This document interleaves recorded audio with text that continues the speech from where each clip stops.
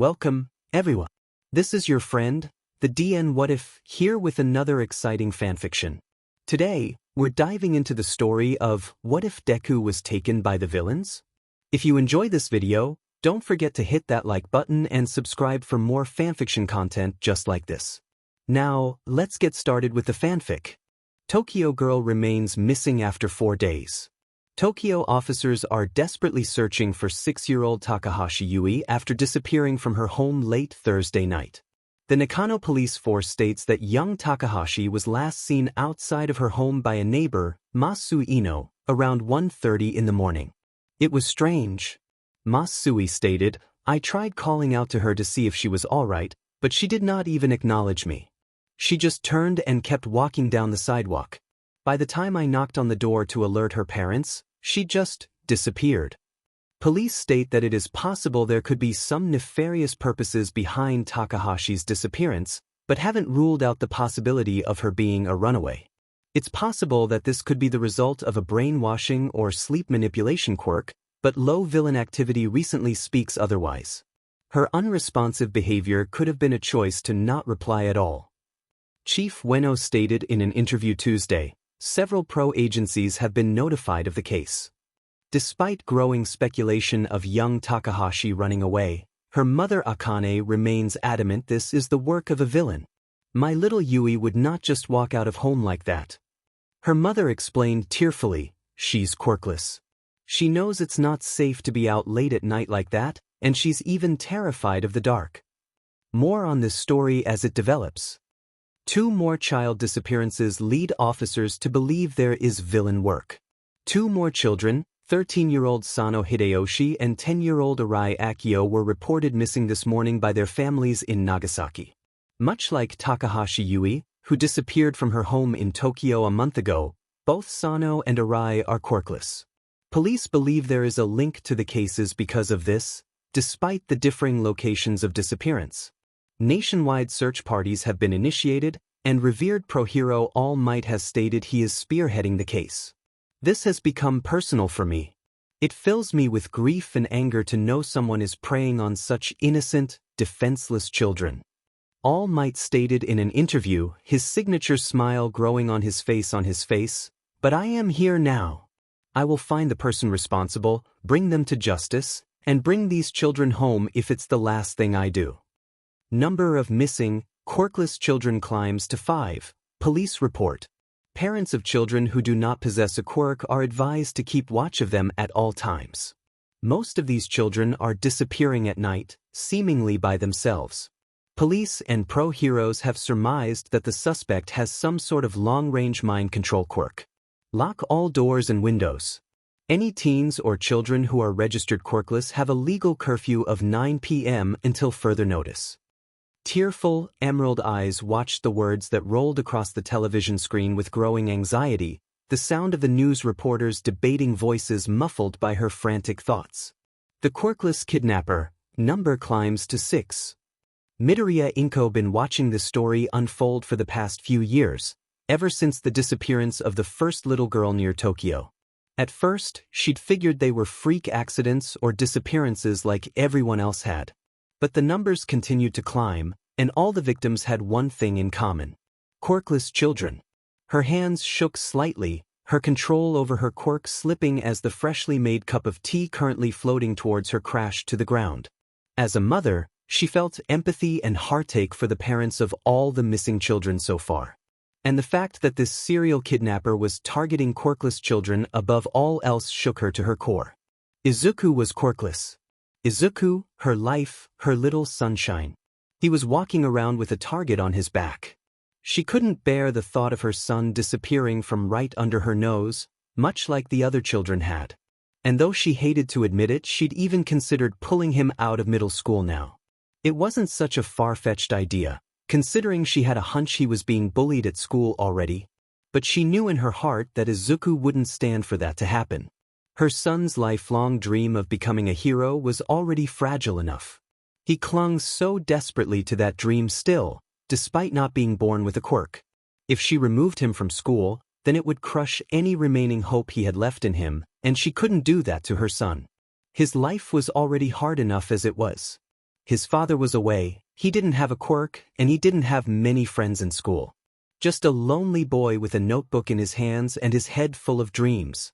Inko was brought out of her thoughts as she heard pattering footsteps down the stairs, blinking through the blur of tears in her eyes to see Izuku hurriedly making his way down. Sorry, Mom. My alarm didn't go off, and I'm already running late. Izuku huffed out breathlessly, a whirlwind of freckles and bedhead hair as he frantically sidestepped the shattered teacup on the floor.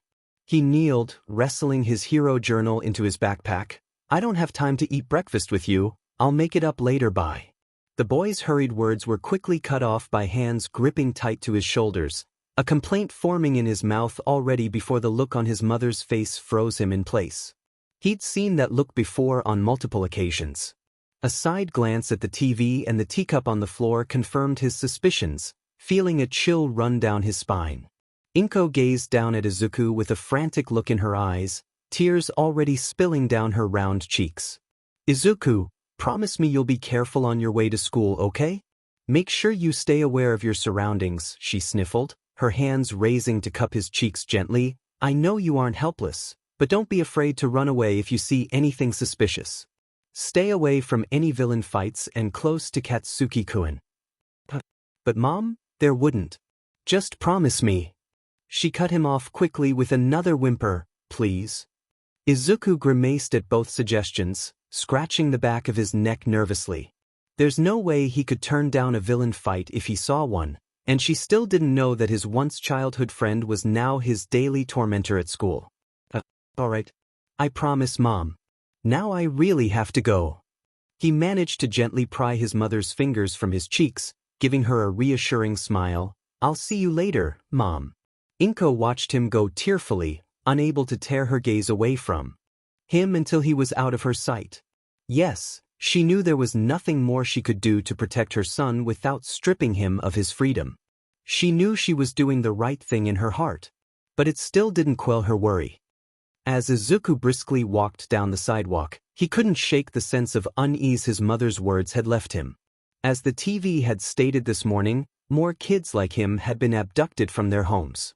The most recent one was only a town away, which probably meant that whoever was responsible for their disappearance was somewhere nearby. Despite the feelings of unease and fear that originally bubbled up inside of him, what he felt most of all was anger. He of all people knew how hard it was being normal in a world full of interesting and unique people. The price of his quirklessness was daily harassment from his peers and being treated like glass by the adults. Now on top of all of that, he now was the interest of a serial kidnapper. Just what did the world have against the quirkless?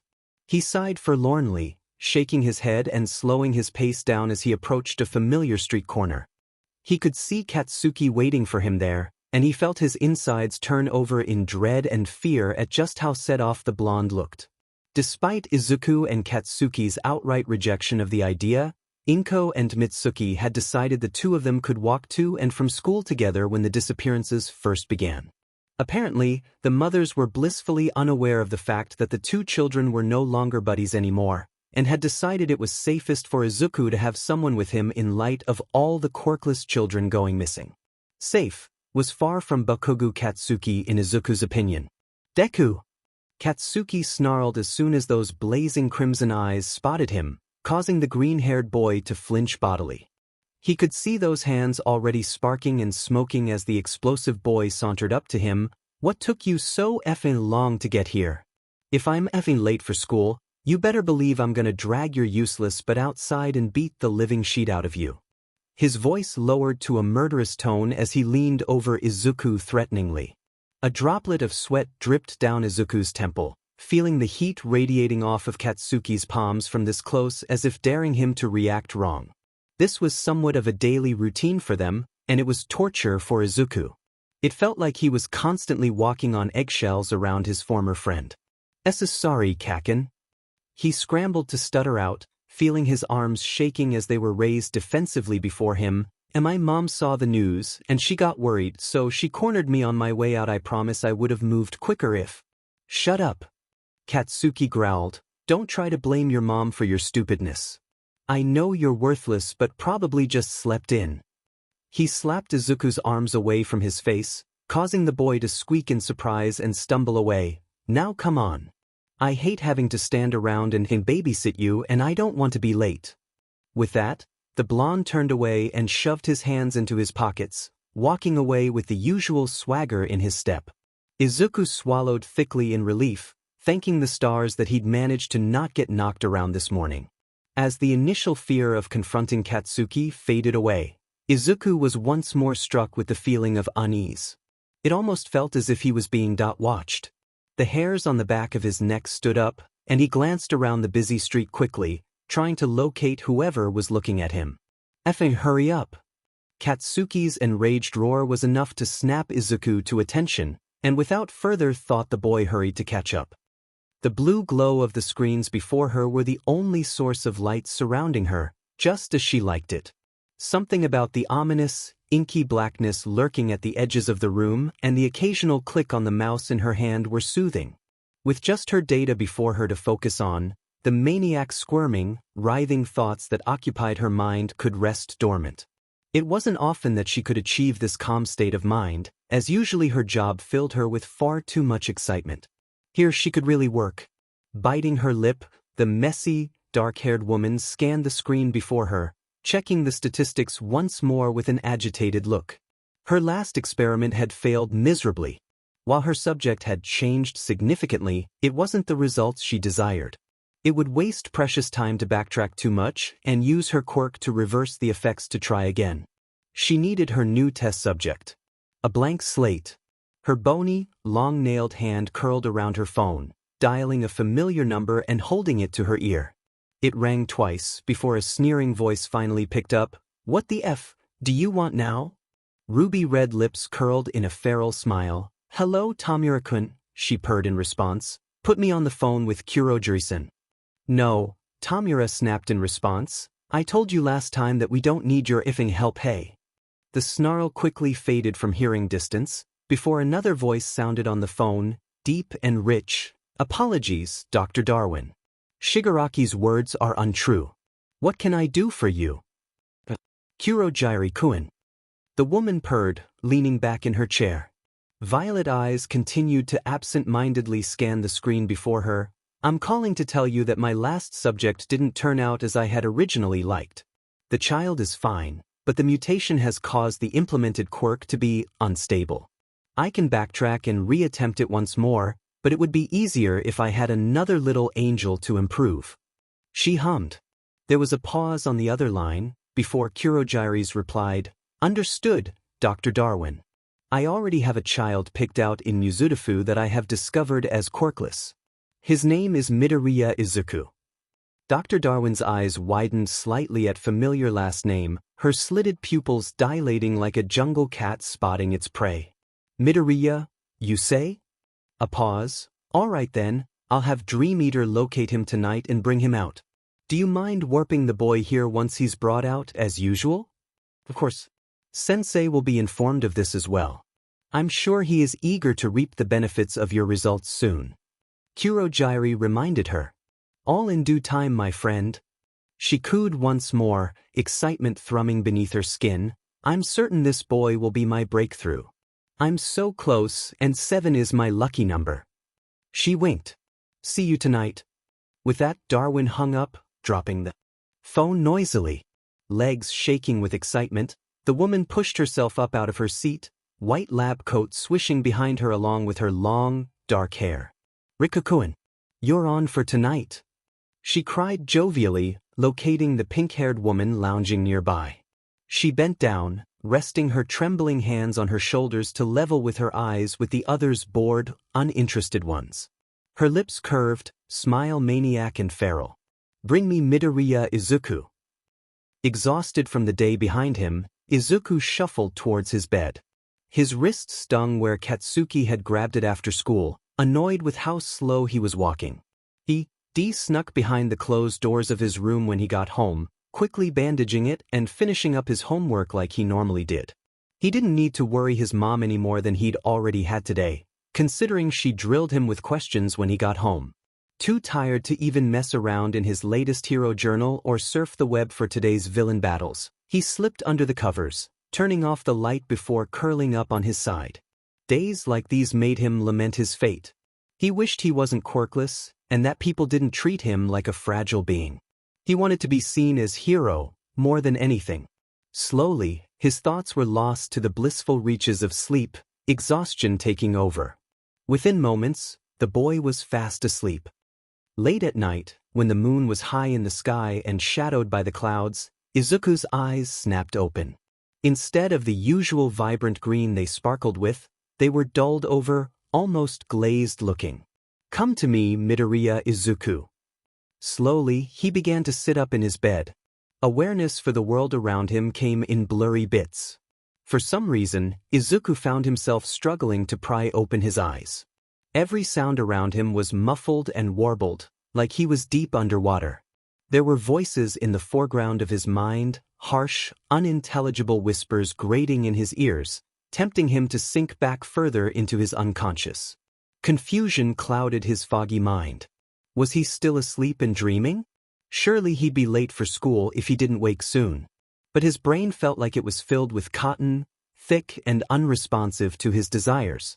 He squeezed his eyes shut further, straining his ears to capture the muffled background sounds rather than the whispering in his ear. Clanging sounds, a screech, a beeping noise. Was that a voice he just heard? Finished studying blood samples last night. Blood samples? He didn't recognize that voice either. Wasn't he supposed to be asleep in his bed? He could already feel his heart starting to race, and his mind began to shift its focus on the muffled conversation rather than the whispering thoughts. Like submerging from the bottom of the ocean, the pressure and fog over his mind began to gradually lessen the more he listened. To keep his vitals stable during the process. That definitely couldn't be right.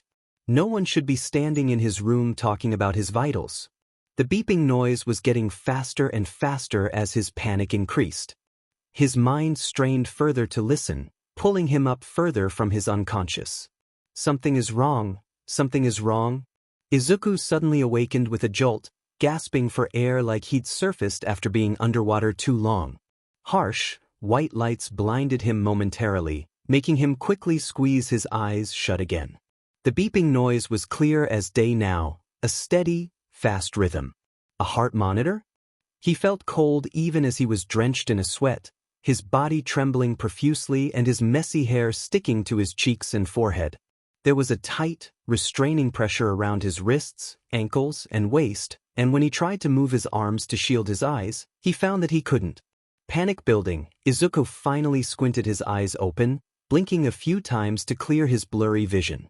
Looking down, he could see his own body strapped to a metal table. His wrists were tied down above his head, and similar straps constricted around his waist and ankles. His shirt was gone, and instead his chest was covered with stickers connecting to wires, most likely monitoring his vitals and conditions. The horrible, dreadful feeling of being trapped like this hit him like a tidal wave, leaving lightheaded with terror. He was supposed to be in his room, waking up to his mom coming in and telling him breakfast was ready. How did he end up like this? Frantically, he began to struggle despite being restrained. His gaze flickered wildly about the room, trying to see past the bright lights and the tears pooling in his eyes. You're finally awake." The voice and the hurried footsteps headed his way made him jump, and the bright light shining in his face was suddenly moved away from him. He blinked a few times to clear away the bright spots they left behind. The room around him was a bit darker now, but he could see the face hovering above him as clear as day. She had a gaunt, unhealthy look to her, cheekbones sticking out amongst her ghastly pale skin. Her hair was black, hanging in loose messy strands around her face, long and unkempt. It was her eyes that stood out the most, however. They were big and purple, almost glowing in the darkness. The pupils were vertical and slitted much like a feline's. Pinned in what he could see was pure excitement. Her lips, ruby red, were curled in a feral smile.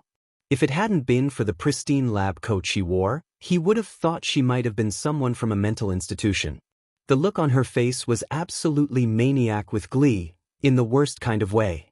The sight of her filled him with unease, and he felt momentarily frozen in place. "I was beginning to think that Dream Eater used her quirk a little too well on you. Usually my subjects wake up within a few hours, but you've been out for a while." The woman continued, the deep tones of her feminine voice practically quivering in excitement. There was a momentary pause, where the woman stared down at him with an unhinged look while Izuku stared back in shock and terror. "You don't know how great it is to finally meet you, my dear Izuku." She cooed softly, voice barely above a whisper. Carefully, she reached between them, making Izuku flinch as she trailed a finger affectionately over his cheek. "Who would have thought I'd be graced with a Midoriya as my greatest accomplishment? Just look at those freckles."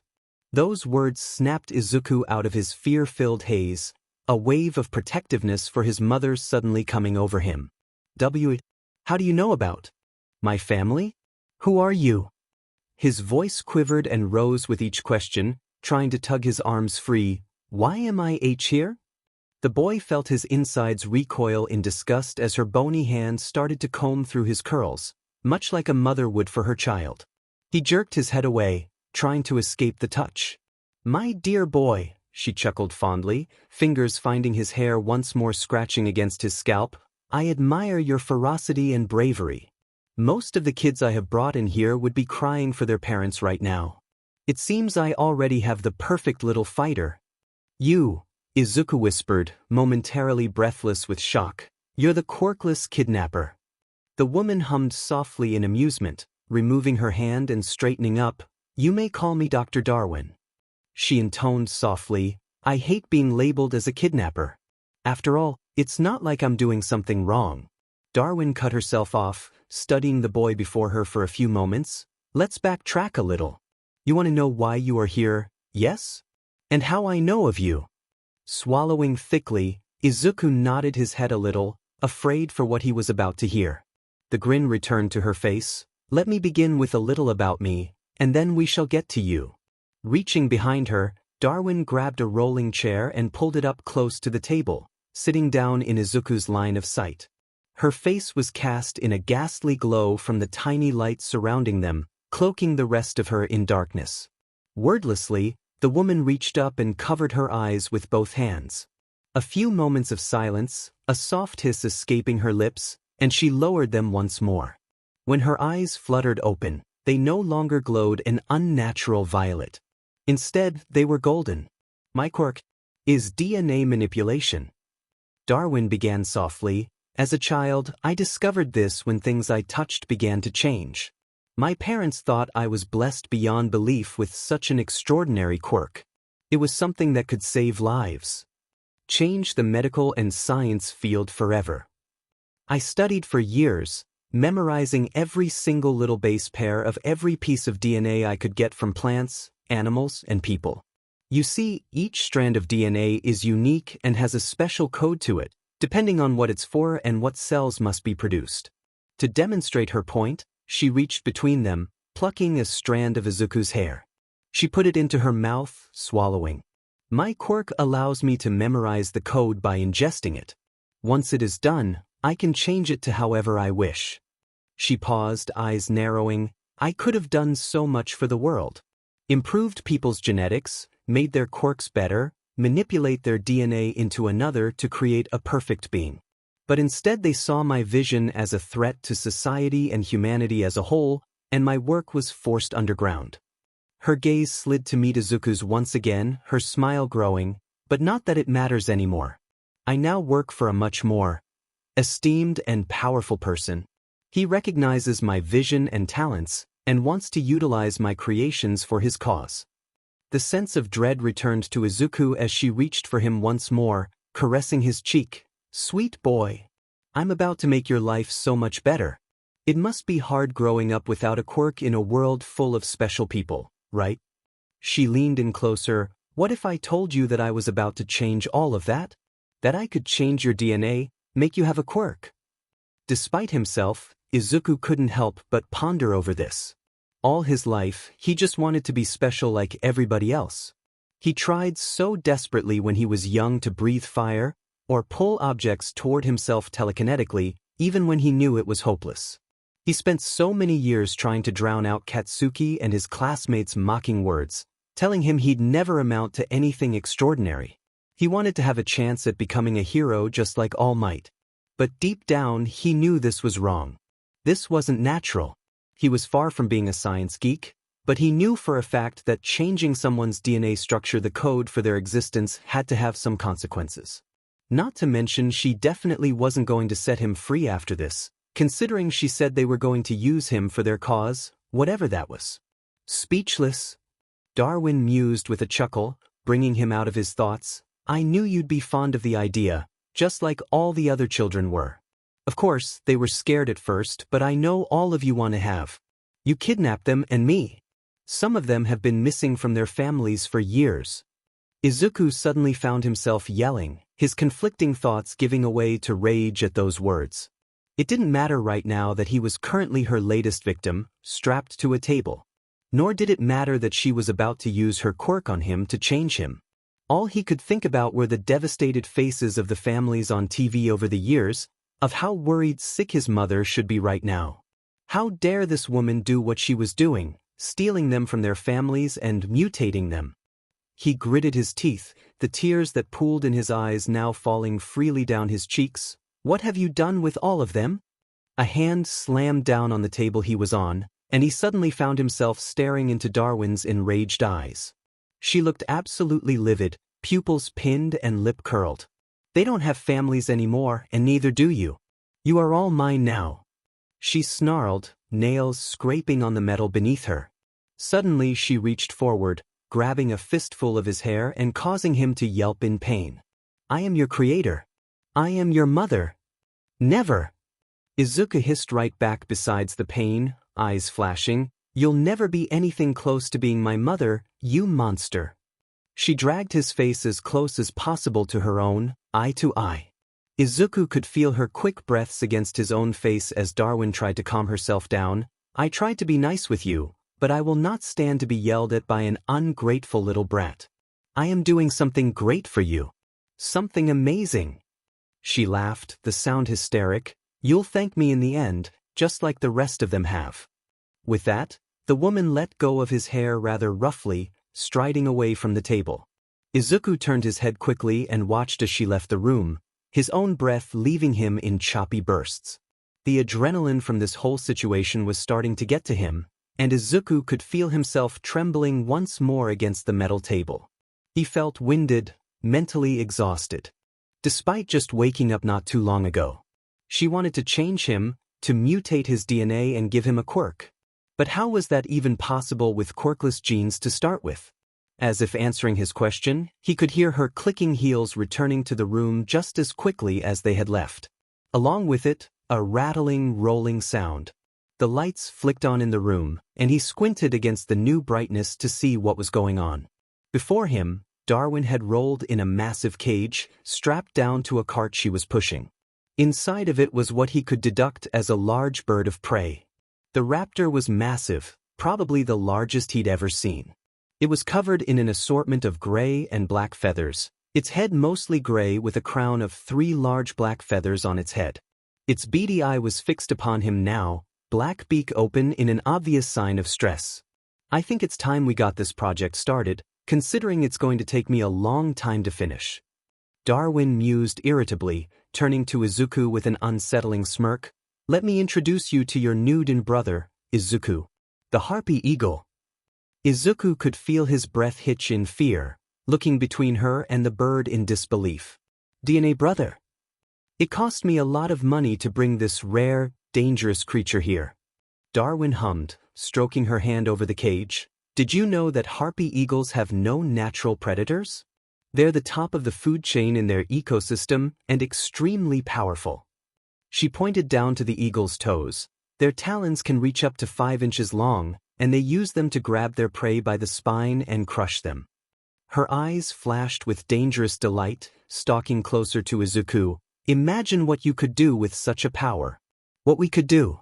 You would be feared and respected. Sensei would be so pleased to have you by his side as his pawn. And he'd be pleased with me for creating you. She snickered softly to herself, running a hand through her hair and gripping at her scalp. He'd finally realized just how useful I am and tossed that spoiled Shigaraki brat aside. Together, we'd be unstoppable.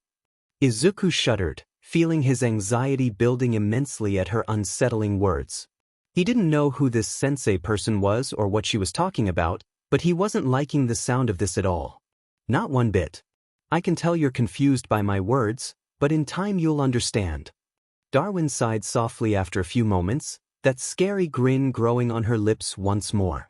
Izuku could see her hands shake with anticipation and excitement as she once more moved closer to the caged eagle, opening up the cage door and reaching inside. The harpy eagle screeched in anger and fear, attacking viciously at her hand with its sharp beak.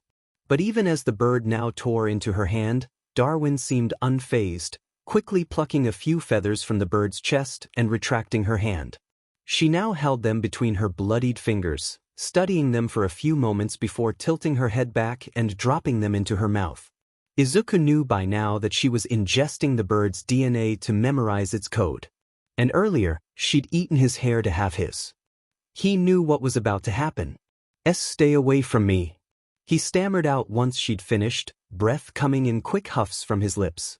Any ounce of bravery he'd felt before had vanished once those now golden eyes settled on him, struggling wildly against the bindings restraining him from the table.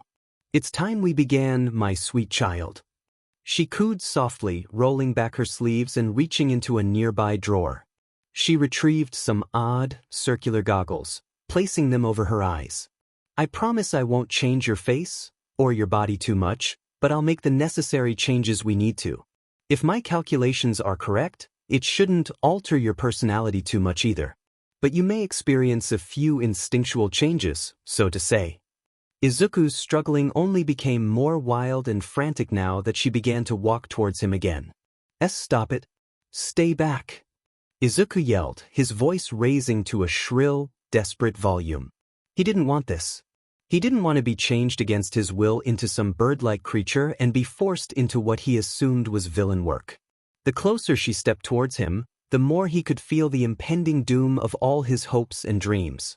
This woman was about to take away everything that remained of him. If she succeeded, he wouldn't be able to see his mom anymore, and he wouldn't have any chance of becoming a hero. The thought was unbearable. Tears now streamed freely down his cheeks, dripping down his chin and neck as he struggled. Please don't do this.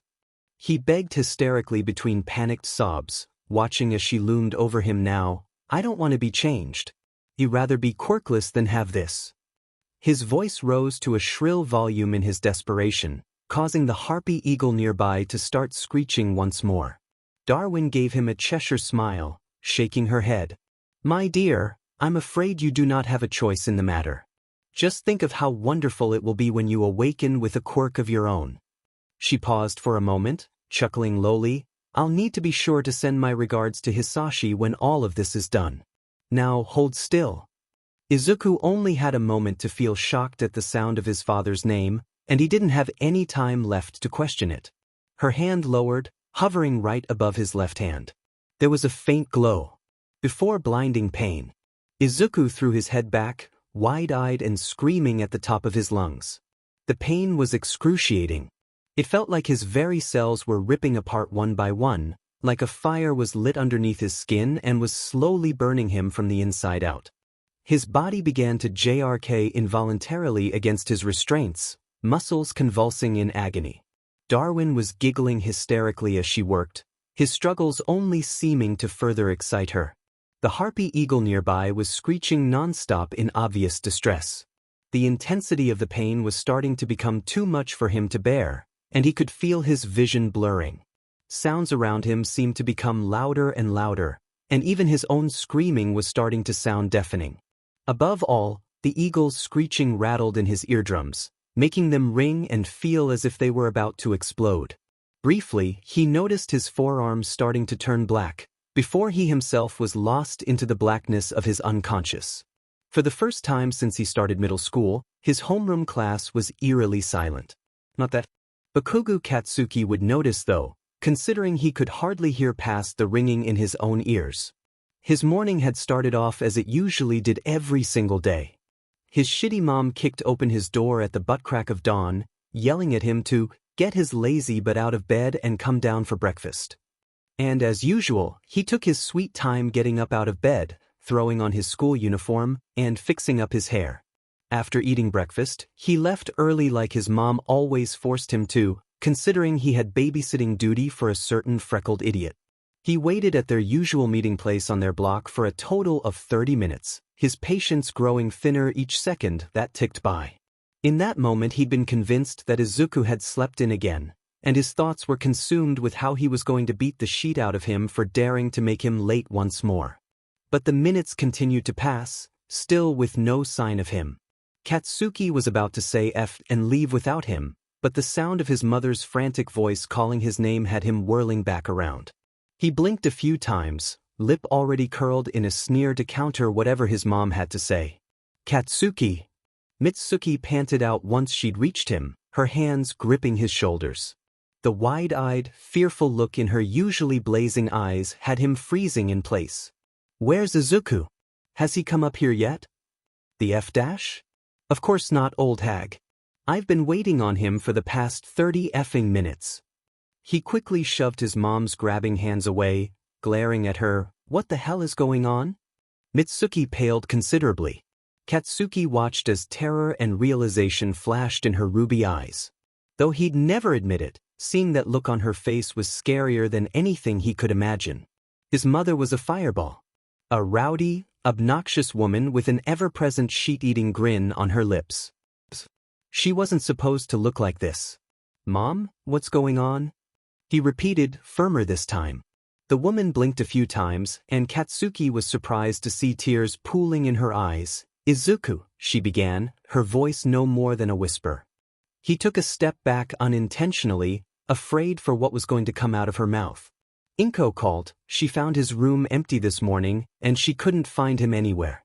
"I thought maybe he was here with you already." "Katsuki, you don't think?"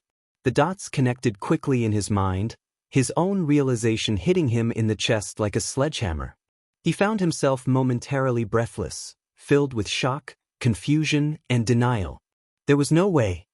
That Katsuki finally strained out between gritted teeth, taking a few steps back with crackling palms. "Stop worrying.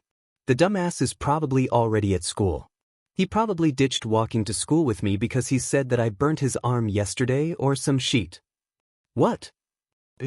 He flinched slightly at his mother's enraged roar, stopping for a moment. He didn't mean to admit he'd been responsible for Izuku's injuries yesterday. Peeking over his shoulder, he spotted his mother now stalking towards him with a murderous scowl, worry momentarily forgotten. "Bokugu Katsuki, don't tell me you're still being rough with him," she shrieked. "F-dash, it was an accident. I'll explain later." That was a lie. He knew his mom wanted to know more, but now wasn't the time for a scolding.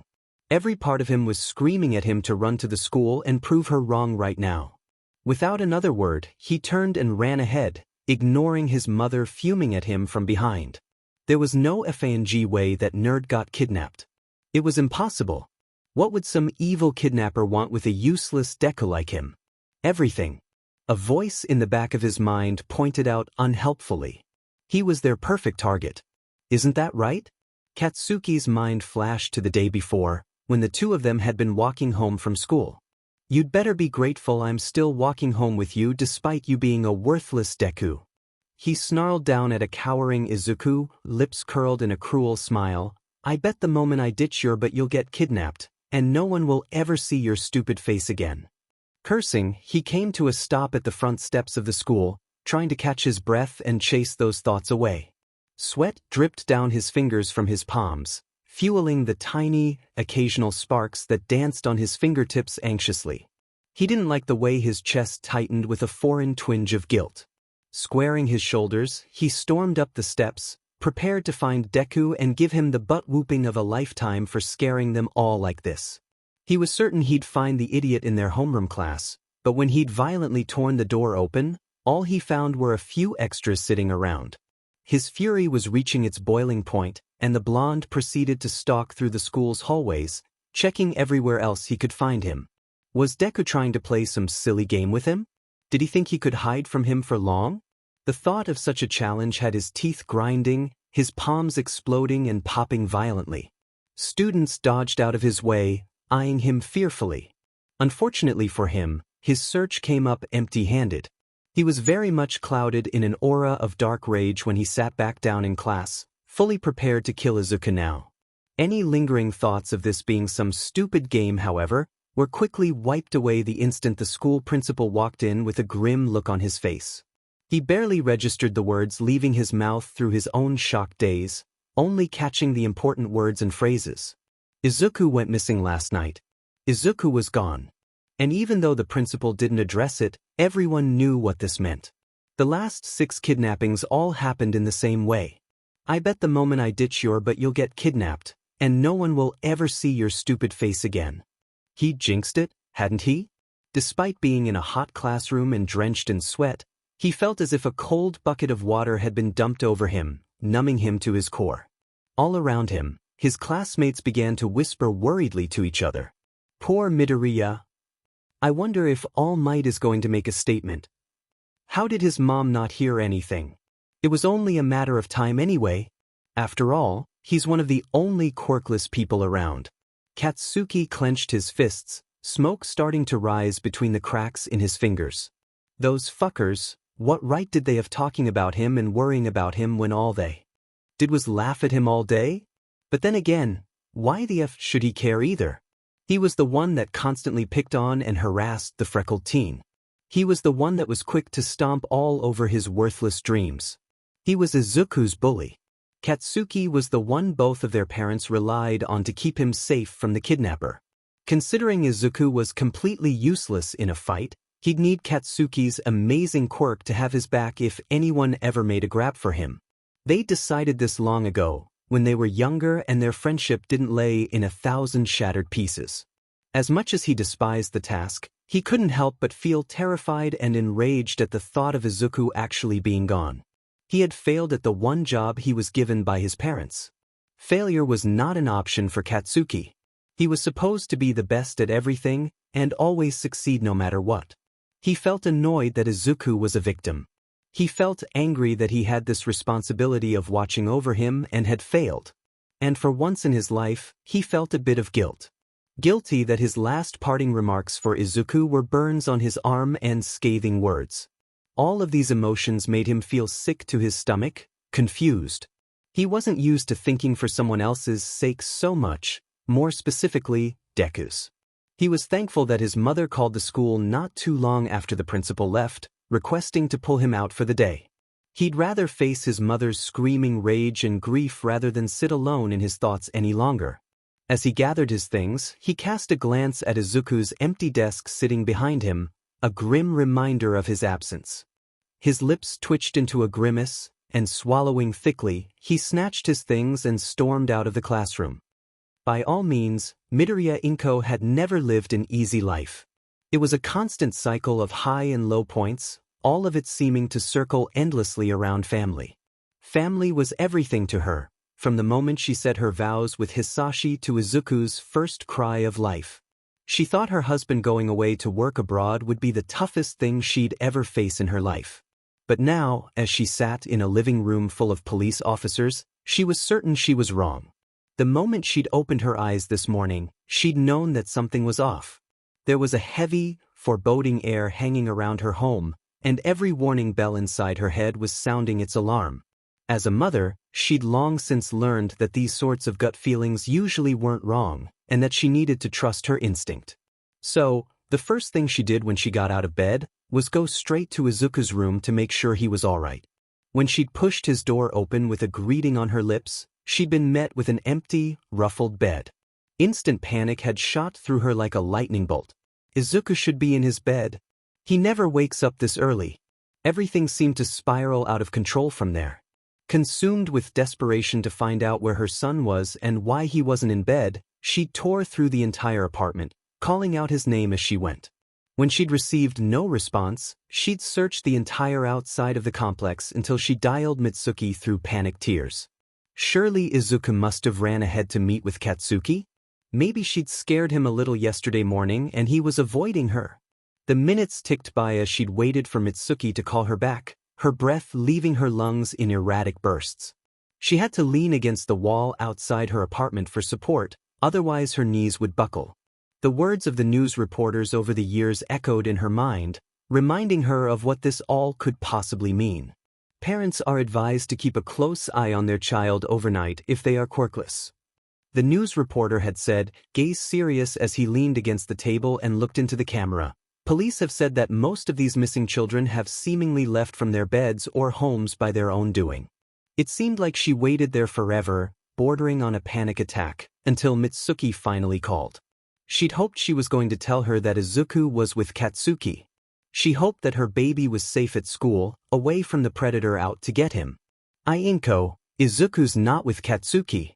The brat was standing there by himself waiting for him. Mitsuki's voice sounded worried, tearful. You need to call the police right now. If Inko hadn't collapsed to her knees at that moment and began wailing brokenly, she would have. Only when her concerned neighbor stepped out of his house and found her babbling hysterically about her son were they called. Now, her world was drenched in gray.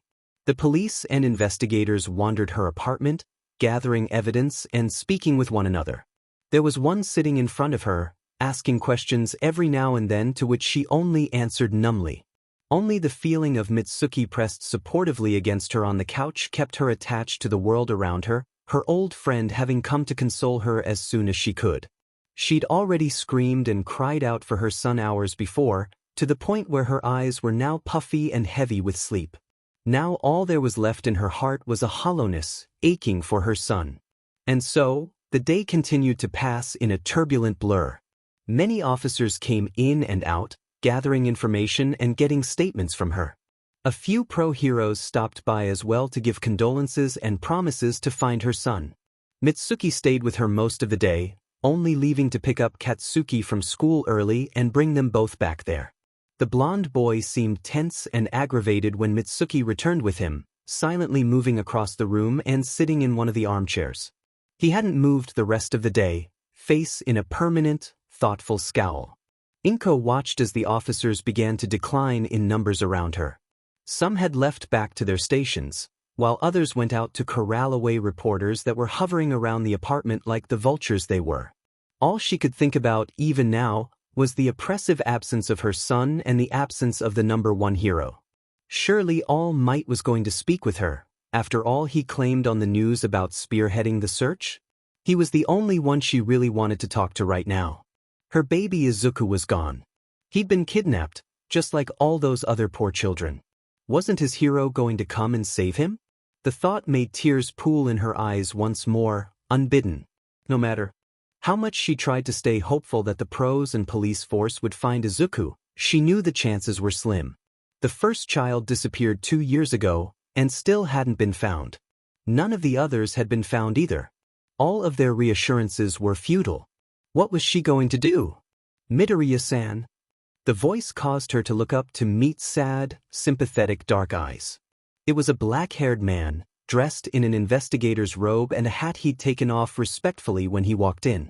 He carried himself in a much different way than all of the other policemen in the room, which immediately grabbed Inko's attention.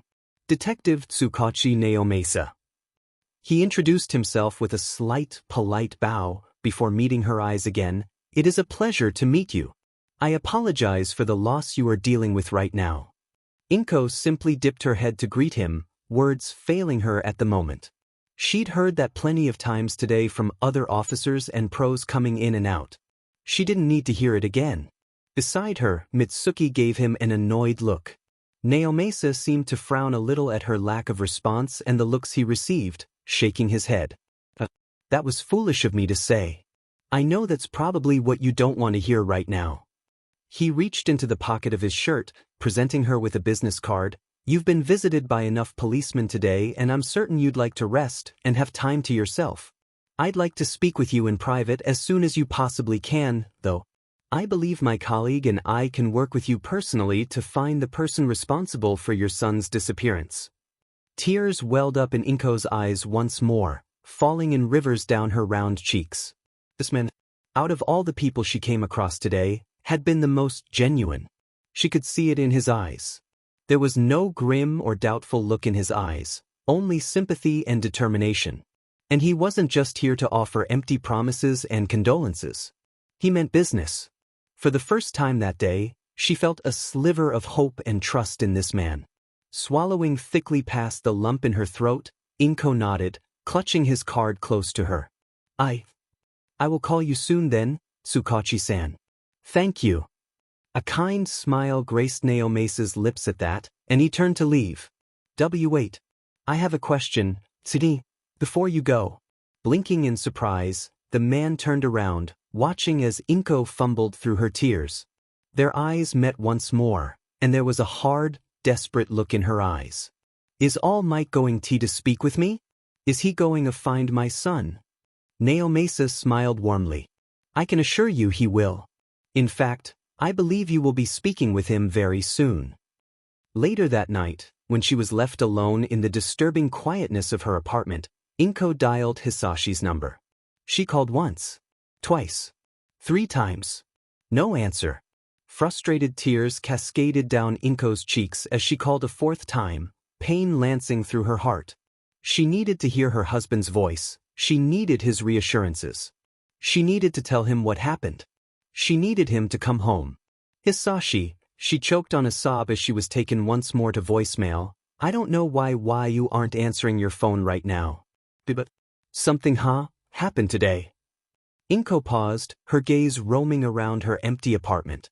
There was no Izuku sitting on the couch, muttering endlessly as he pored over his hero journal. There was no Izuku helping clean up after dinner in the kitchen. There was no freckled, bright-eyed boy giving her a hug and kiss goodnight.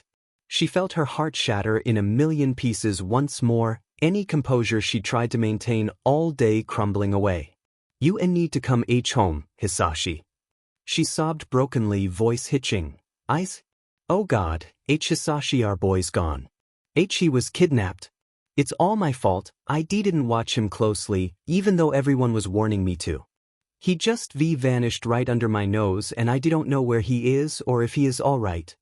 Her voice had risen drastically as she spoke to a hoarse wail, clutching the phone close to her like a lifeline, like it would bring her any closer to Hisashi. Please pick up. Please. Inko begged between anguished sobs, her whole body shaking with the force of each one. Unable to handle it anymore, she ended the voicemail, tossing her phone away from her with a tortured cry. Never before had Inko felt so utterly alone and miserable. She sunk to the ground, curling up as she once more lost herself in her grief. Yagi Tashinori, in all his scraggly glory, couldn't help the wheezy sigh of relief that escaped his lungs the moment he and Naomesa reached the Midoriya household. Naomesa, his longtime friend, gave him a conflicted glance out of the corner of his eye. Are you sure you don't want to go into this as All Might? I'm sure Midoriya-san has been waiting to hear from you in person, under your hero guise more specifically. Tashinori grimaced at the thought of bulking up with One for All for the 2nd time today. This past week had been hell for him, to say the least. Ever since the Midoriya boy had become the 7th missing child, he'd been neck-deep in media interviews and police briefings. With each passing day, his frustration and crushing guilt grew. Instead of being out there like he should be, searching for the boy and all the missing children, he was stuck with newscasters and cornered by journalists. And through it all, he had to keep himself buffed up with One for All to hide his weakness from the public eye. Day after day, he had to keep it up for longer than usual, and it was completely exhausting. By the time those vultures finally left him alone, he could hardly stand on his pencil-thin legs. The only thing he could do after that was wipe the blood away from his mouth and curl up in bed to sleep. As disturbing as it was, media outlets would soon leave him alone once all the shock over the kidnapping died down. He knew eventually they'd leave him be enough so that he could work properly. They'd move on to something else entirely, like the cutest kitten of the day or minor crimes and hero spotlights. That was just the world they lived in, considering people like to turn a blind eye to the bad things and move on. But for Tashinori, he could never move on. He was tortured emotionally, day and night, at the thought of what could be happening to those children right now. Children who were just like how he'd used to be. Children with entire lives ahead of them and heads full of dreams, now out of reach from him and going through who knows what. Tashinori. He blinked a few times, emerging from his brooding thoughts and giving Naomesa a sheepish smile. Sorry. He chuckled softly, rubbing the back of his neck. I'd actually prefer to be in my real condition for this interview as Yagi. Midori-san might feel more nervous or flustered around me as All Might, and I want her to be as comfortable as possible for this. Naomasa nodded in understanding to that, remembering the wreck that woman was just a week ago. He couldn't imagine how she'd be feeling now, a week later. Without wasting another moment, he rang the doorbell. Just a moment. A muffled voice replied from the other side. Tashinori listened as shuffling footsteps approached the door, before it finally unlocked and opened wide to reveal Midoriya Inko to him. Over the years, he'd visited many family members of the missing children. They'd all held an oppressing air of grief and devastation around themselves, but none of them compared to the sadness in those green eyes of hers. There was a certain dullness in Inko's eyes that not only shone with grief, but also with a recognizable, crushing loneliness. It made his heart squeeze painfully in his chest for her sake, and he had an uncanny urge to wrap that mother up in his arms and protect her from the world. Tsukachi-san. She greeted the dark-haired man respectfully, giving him a watery smile. Her gaze then turned to look over the skeleton-like man next to him, surprise and confusion written on her face. And you are? Yagi Tashinori. He introduced himself politely to her inquiry, bowing, a member of the detective force and Tsukachi's work partner. I apologize for the late notice of my arrival here. Inko bobbed her head in response, giving him a small, nervous smile. Obviously, she was caught off guard by the unexpected visitor, but she seemed fine with it nonetheless. Nice to meet you, Yagi-san. She greeted softly before sidestepping. Please, come in, I have tea ready in the living room. The silence that followed them as they settled down in the living room wasn't awkward, but rather, more solemn. Tashinori watched as Inko poured tea for Naomasa quietly, nursing a cup of his own between his two hands. He took a moment to observe the apartment around them, and how quaint and cozy it was. Clearly, it was a home full of warmth and love, considering all the pictures that decorated a nearby wall. More notably, he took notice of the smiling, freckle-faced boy featured in most of the photos. His wild, curly green hair was identical in hue to his mother's, and he definitely had her eyes. I take that All Might will not be joining us today. Inko broke the silence with a sad, watery chuckle, making him turn his gaze back to her. His heart squeezed painfully in his chest at the obviously disappointed tone in her voice, making him question for a moment whether he'd made the right decision. Still, he'd rather find time to talk to her another day as All Might than risk her discovering his weakness. He still needed to be a symbol of hope to her. Naomasa exchanged a look with him, before turning to her with a soft, sympathetic look. He wanted me to apologize to you for his absence during this meeting.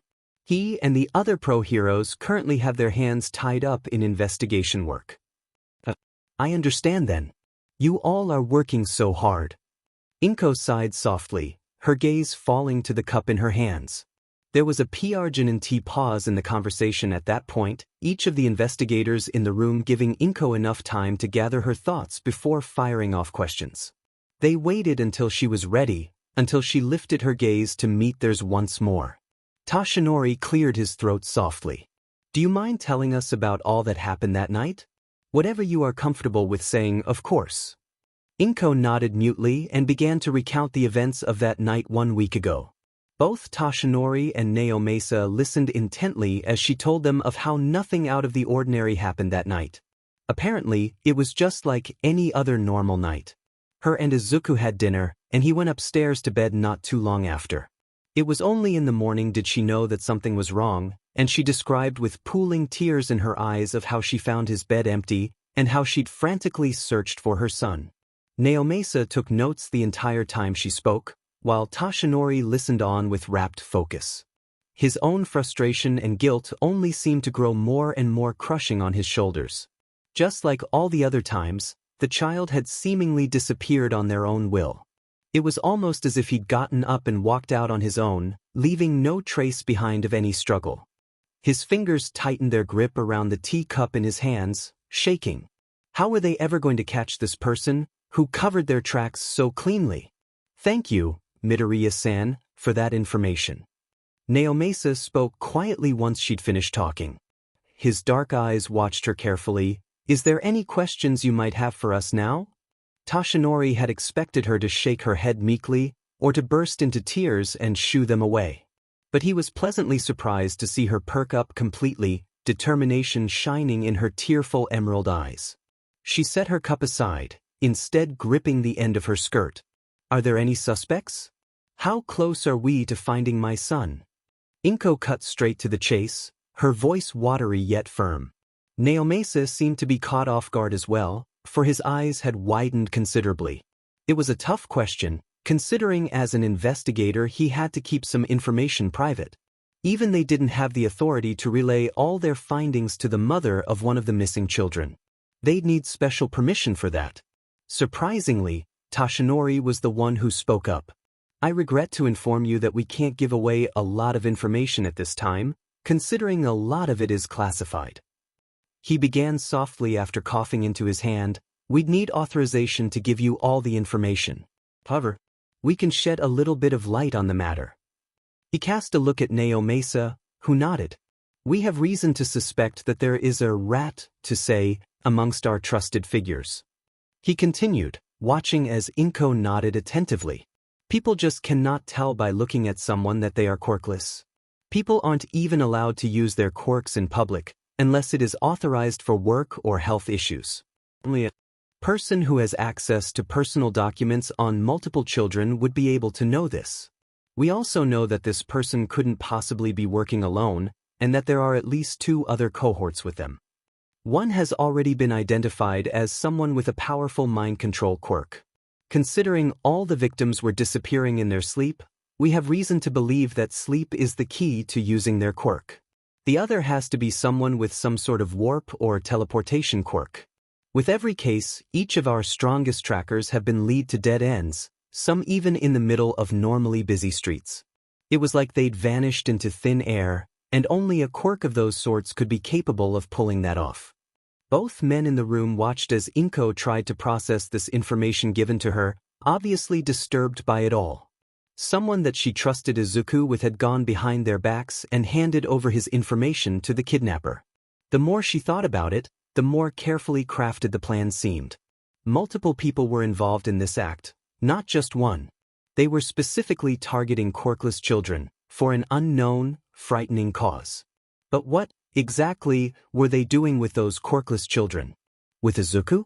My poor baby, she whispered brokenly, warm tears sliding down her cheeks.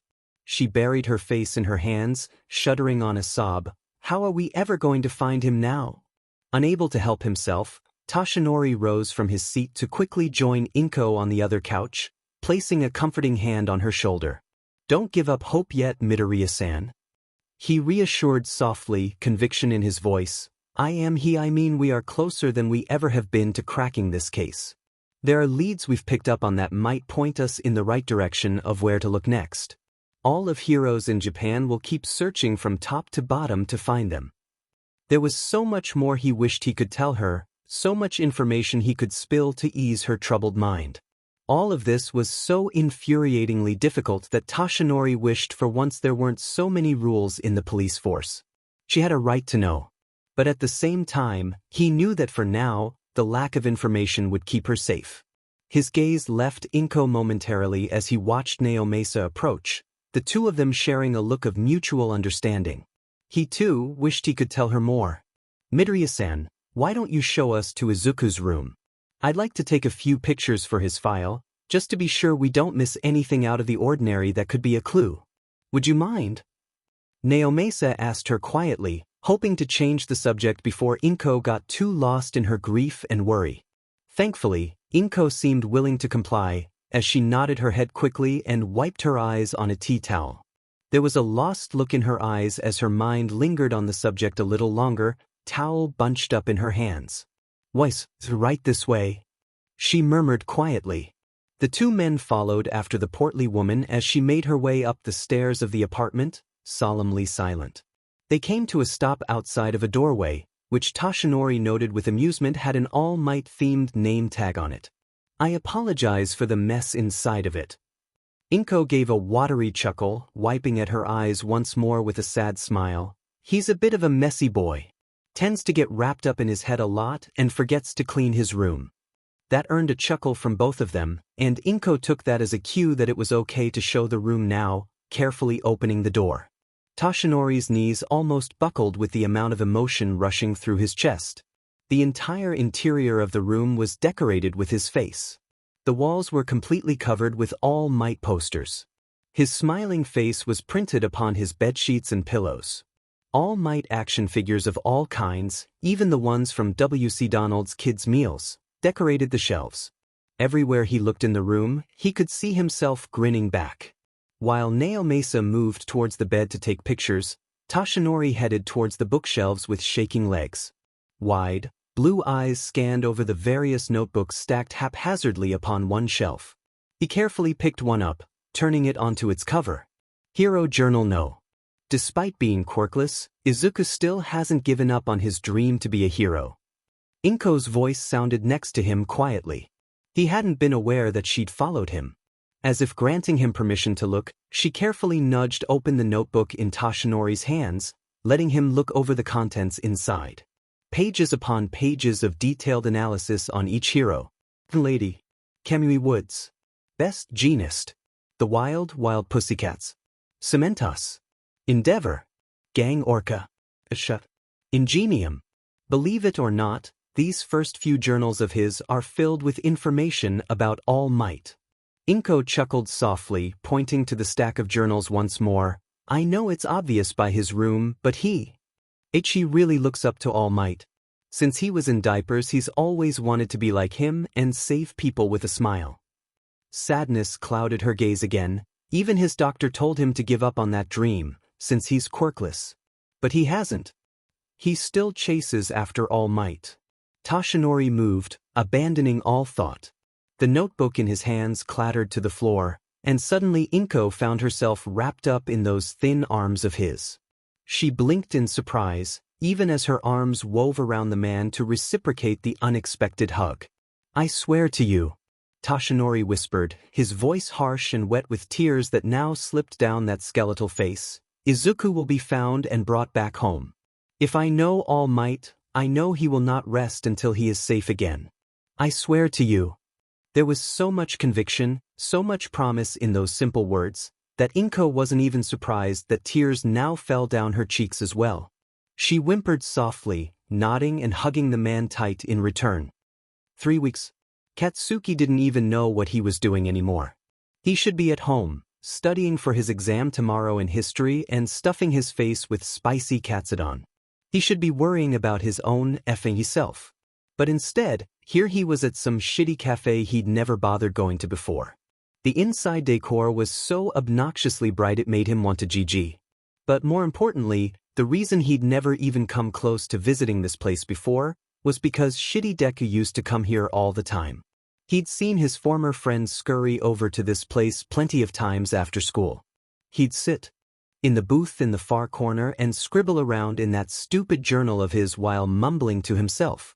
He used to think it was pathetic that Deku would be alone all the time in the cafe, without a friend in the world to come and sit with his weirdo, but now, the foreign sensation of guilt was starting to get to Katsuki's head. He hated the fact that he was feeling guilty over Deku's disappearance. He hated that he felt guilty, because he was certain he hated Deku. Why the f was he feeling guilty?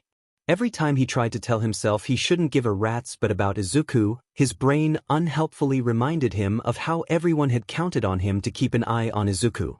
Even if they weren't exactly best friends anymore, and even if he'd hated it at the time, he wished more than anything that he hadn't failed at that. Failure wasn't an option if he wanted to be number one. This failure was driving him insane. And so, here he was, sitting at the cafe Izuku used to frequent in order to see if he could spot any suspicious characters here.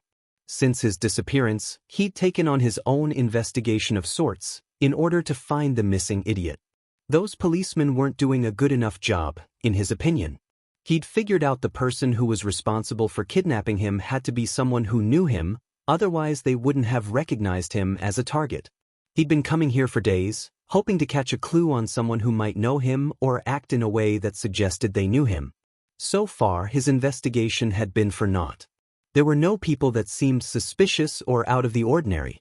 No one mentioned Izuku's name, or spared a glance at the empty booth in the corner that was usually saved for their favorite customer. There was, however, a young woman who came in occasionally. She had short, pink hair that ended in wispy curls around her chin. Her red eyes were always dull with exhaustion, decorated with dark bags underneath. To Katsuki, she looked like a FING mess that hadn't slept in months. What stood out of him, however, is her choice of seating in the cafe.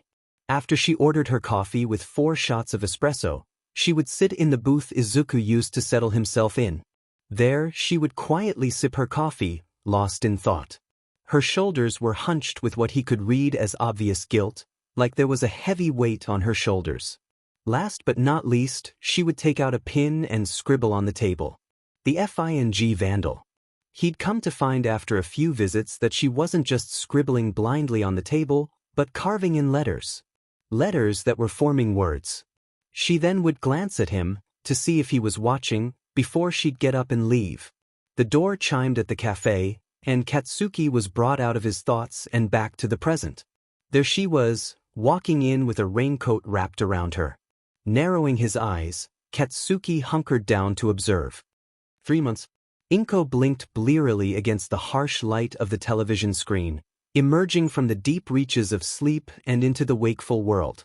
There was a horrible crick in her neck from falling asleep against the couch, wrapped up in Izuku's bed blanket. She swallowed against the dryness in her throat, focusing her eyes on the bright screen illuminating the room. She really hadn't meant to doze off, but the scent of her son clinging to the blankets seemed to have soothed her loneliness enough to lull her to sleep. Blinking the sleep from her eyes once more, she retrieved her phone from the coffee table to check the time. 2:46 a.m. Inko would have been upset with herself at the time, had she not noticed the notification sitting below. A missed call and a voicemail from an unknown number. Her brow lowered in confusion and curiosity. It was most likely a telemarketer call, but she figured she'd give it a listen anyway. Sighing softly, she opened up the phone app and played the voicemail. Inko. Hisashi's hushed, hurried voice sounded on the other end.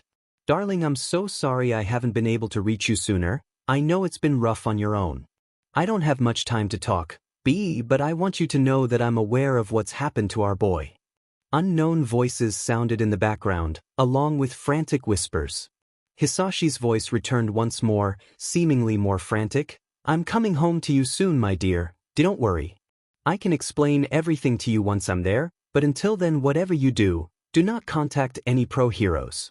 Do you understand? His voice grew firmer, desperate. Stay in the house, try to avoid interviews. I'm trying to keep you safe. Don't contact them, I beg of you. I'll be home soon, my love. The voicemail ended. Inko's phone clattered to the floor. 5 months. Something's not right. Dark Shadow whimpered for the 5th time that night. Sighing heavily, Tokoyami Fumikage looked up from the book propped up in his lap, dark eyes glimmering in annoyance. It had been quite a while since he and his family had taken a trip to their vacation home in the Kochi prefecture. The little cottage in the dense, lush woods provided a quiet, cozy environment for his family of darkness. They'd be here for a few months, until the summer break was over. He had thought during this family getaway he would get some well-deserved peace and quiet, but Dark Shadow didn't seem too keen on letting him have that. For the past few days, since their arrival, the shadow being had bothered him relentlessly. Apparently, something was going on in the woods. Something bad enough to disturb Dark Shadow. Quiet, Dark Shadow. He mumbled irritably, bookmarking his page as he fixed his gaze upon the shadow creature. You have been doing this for days. I cannot possibly concentrate with you bothering me about this. Something's not right. The whimper came again. Reaching the end of his patience, Fumikage rubbed a hand down his feathered face. He set his book aside, standing up to join Dark Shadow at the window. The forest around them was cloaked eerily in darkness, and he had to admit, there was something unsettling about it. What is not right?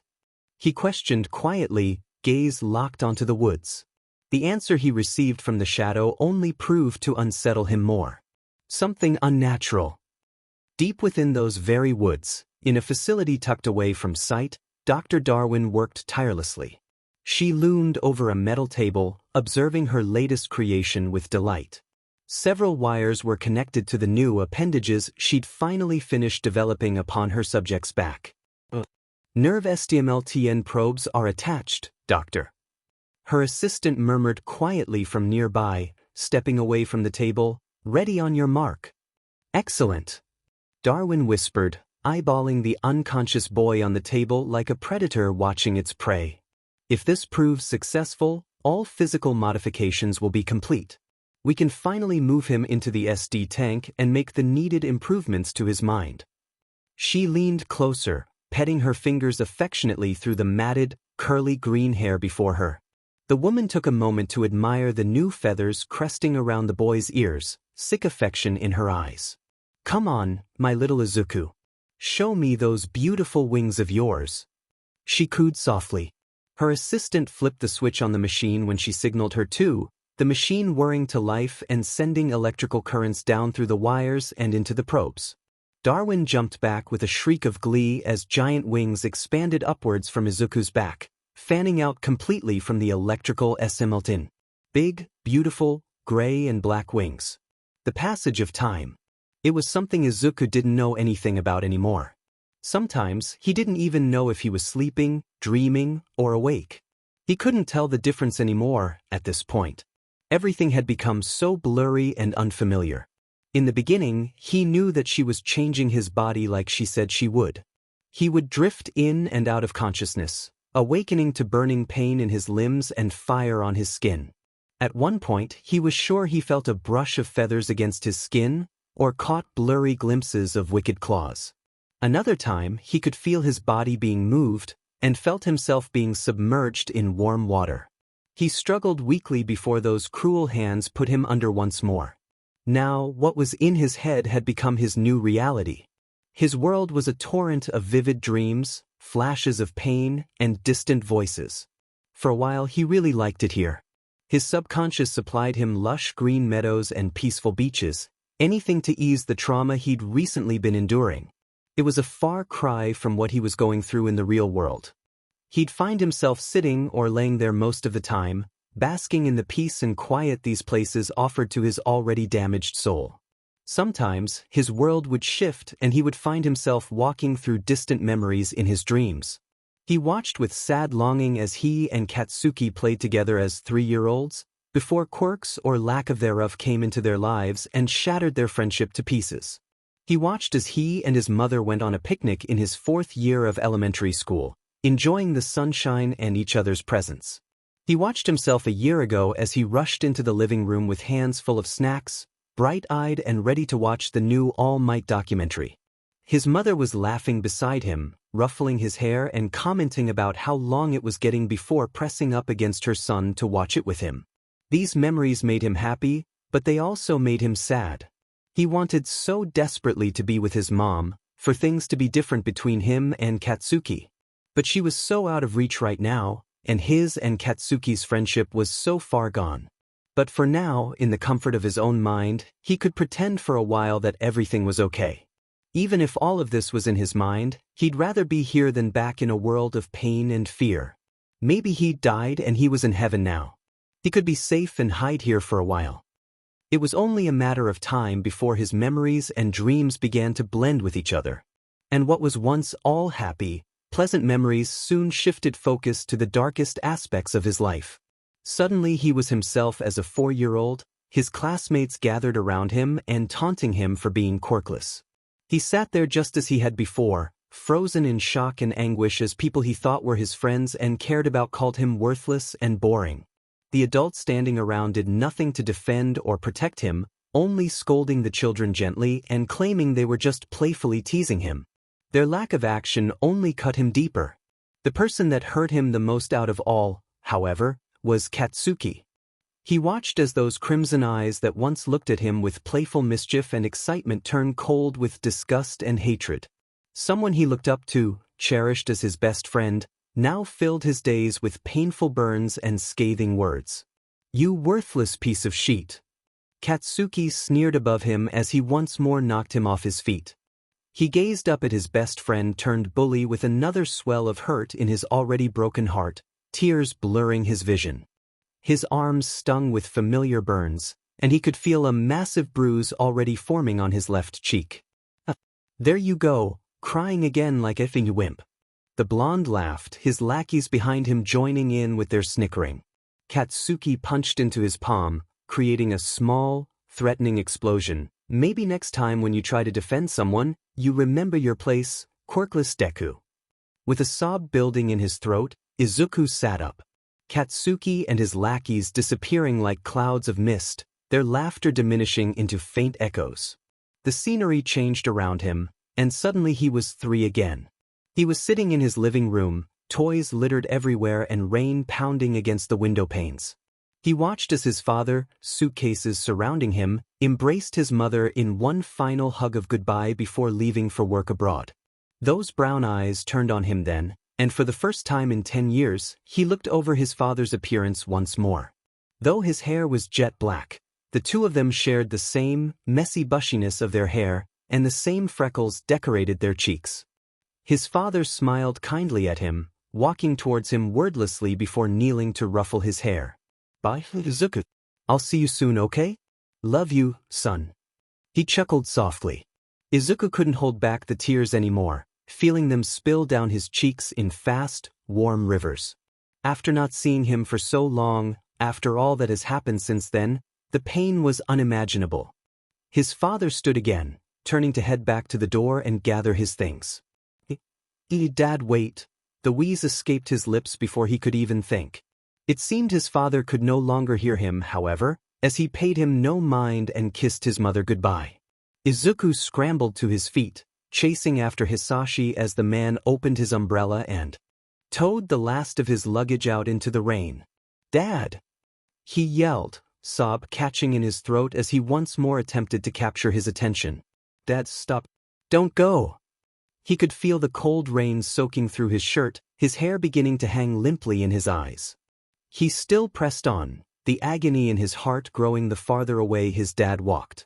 His arms pumped against his sides as he ran as hard as he could, trying to catch up to the figure gradually fading away.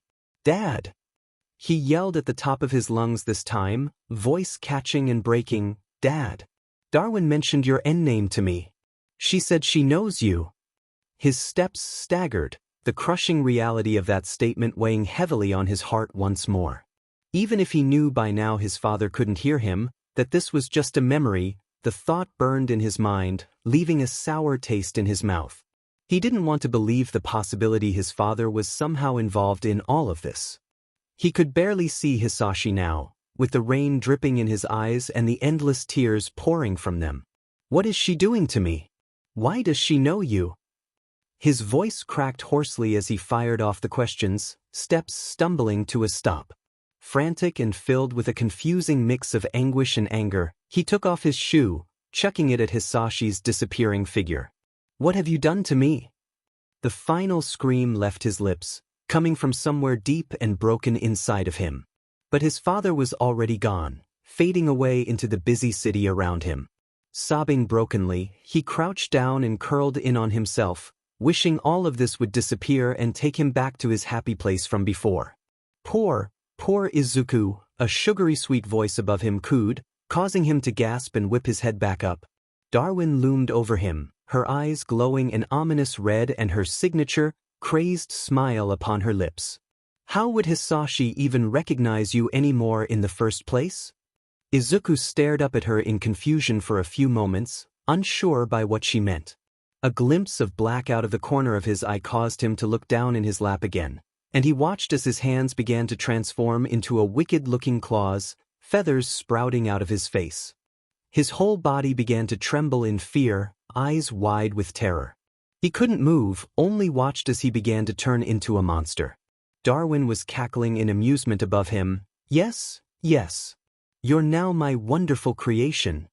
This isn't real, this isn't real. He began to hyperventilate, unable to tear his eyes away from his changing hands. Darwin's eyes flashed. Oh, but it is. You may be dreaming now, but what will you come to find when you wake up? He didn't want to believe it. He couldn't take this anymore. With a cry of fear he scrambled backwards, fleeing away from Darwin as fast as he could. Anywhere was fine. Just far, far away from her and what she was turning him into. "You seem awfully lost in thought, sweetie." His mother's voice sounded softly from behind him. Izuku startled in surprise, turning his head quickly to look behind him. Ever since everything had gone sour with his dreams and memories, he'd been hiding here on the beach shore alone. The permanent sunset was calming for his frazzled nerves, made him forget for a while. His mother stood a few feet behind him, dressed in that yellow summer sundress she used to own when he was younger. She looked beautiful, her green hair fluttering in the breeze and a warm, loving smile on her face. His eyes burned with tears, and he could already feel his lungs tightening.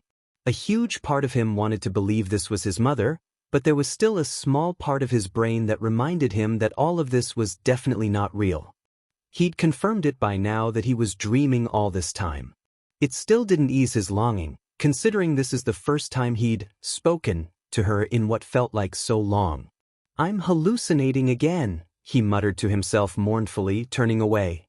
Soft footsteps came from behind, until she sat herself down on the grass next to him. Izuku wiped at his eyes to clear the blurriness from his vision away, watching as she gazed out into the landscape before them. "This place is so beautiful, isn't it, dear?"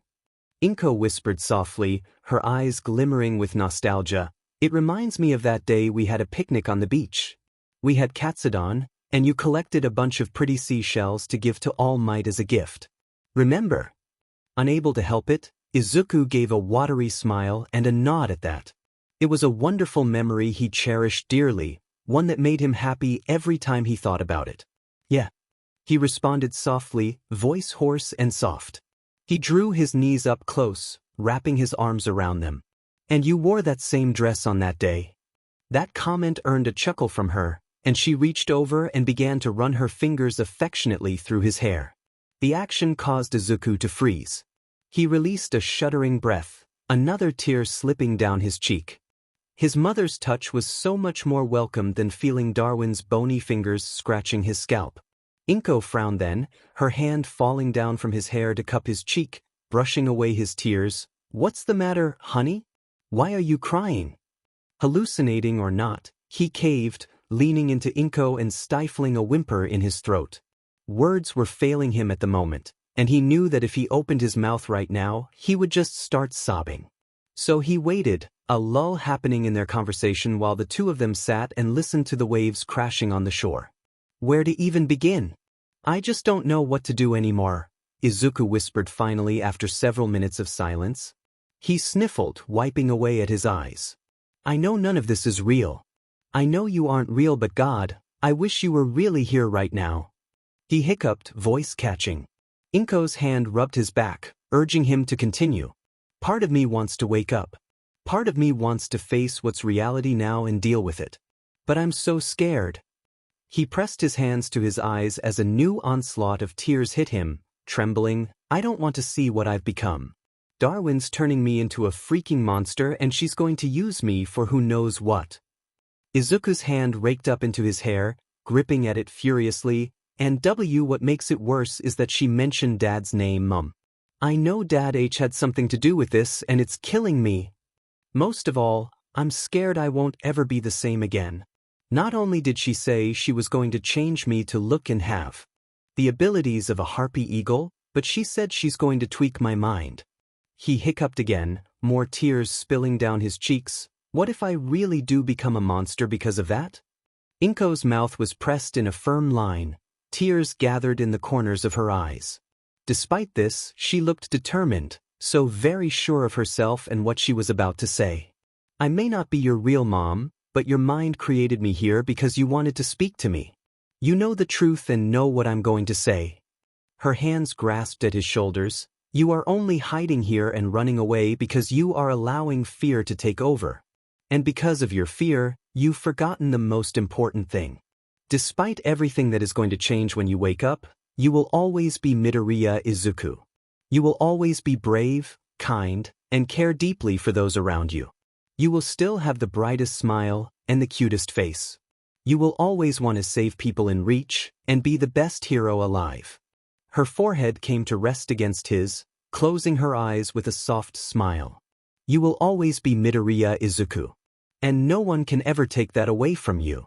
Izuku's tears splattered noisily on the earth below him, a harsh, ugly sob ripping from his throat as he gripped at his mother. She was right, absolutely right. How could he let himself cave in to his fear like that? What kind of hero was he going to be if he gave up now? That's right. He was going to be a hero, no matter what. Even this wasn't going to stop him. I miss you so much. He sobbed, eyes squeezed shut and brow furrowed harshly. I swear to you, T, that when I wake up, I'm going to try my hardest to get out of there and come home. Inko hummed softly, pulling back so she could meet Izuku eye to eye. Now there's my son. She whispered, hands cupping his cheeks once more to wipe away his tears. Izuku gave her a watery smile in return, leaning into her hands. He just wanted to stay like this for a few moments longer, taking in whatever he could of the loving force his mother was. She seemed content to do so as well, wiping at his cheeks gently and caressing them with her thumbs until they were dry once more. There was a piercing cry, a screech coming from somewhere a little farther down the beach. Izuku turned his head, curious to see where the familiar noise was coming from.